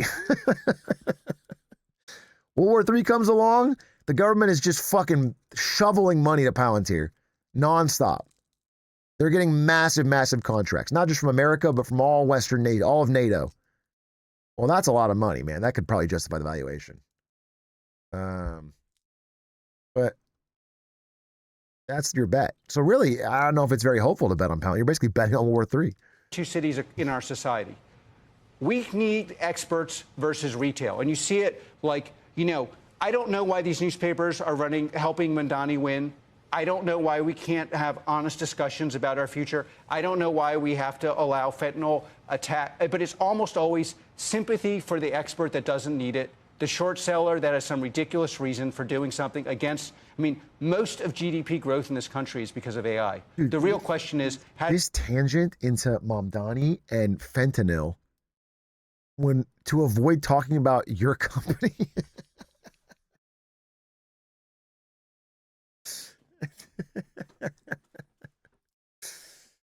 How do we grow that and expose workers? What is the worker available GDP?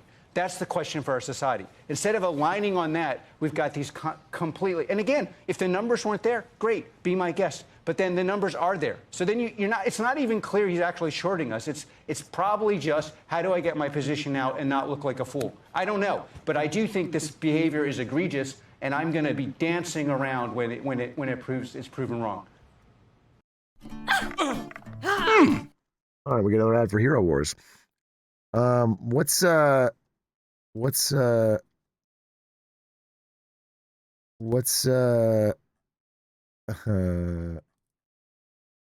need to watch this clip too? What's this clip? Appreciation for the German culture. Didn't we just watch this one?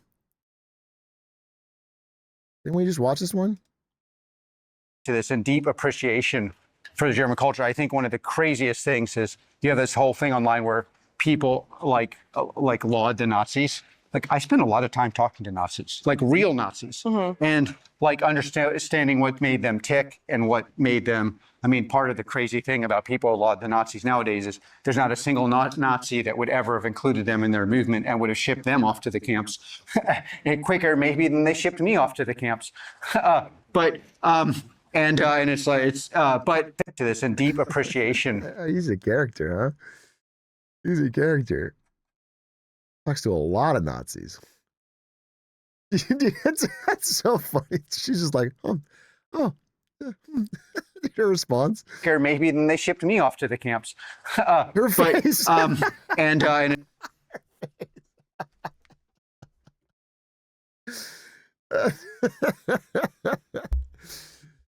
Oh, I didn't know this guy was so crazy. I need to read more about Alex Carp, bro. We got to see how this fucking looks. POV, you asked about this quarter's earnings. Even you asked about like elevated depreciation expense. Yeah, I talked to a lot of Nazis, and they might have shipped me off to the camps. I don't know, bro. I feel like where there's smoke, there's fire, man. This shit feels sus. it's like it's Quote the words of the late great Red crewmate. This shit feels sus. But on that note, folks, I'm gonna end and go eat. Thank you for joining me for this little 3-hour session from Connor's studio. I appreciate Connor for letting me do this. But I'm starving. I gotta eat, brother. And it was good to see you. Thanks for letting me farm some clips. I'll be back. I don't know. I might do an IRL walking around with Doug and Aiden or something. I think tomorrow. That's the plan because we don't have anything to record. And then I gotta put my socks back on. And then we have to record more shows on Friday. But I'll be back. I'm gonna try and squeeze more streams in, of course. But I'll be back. I'll be back Sunday in my own setup and ready to roll. So thank you very much, guys. It was good to see you. Hopefully Sunday stream. I think so if I land. I mean, depending on where I land. But I think I gain time when I'm back. Sevens, appreciate you. And a reminder, AtriCon coming up end of November. Excited for that. I'm working on my live marketing Monday. I don't know. That's it. Goodbye. Wish me luck in Japan. Peace.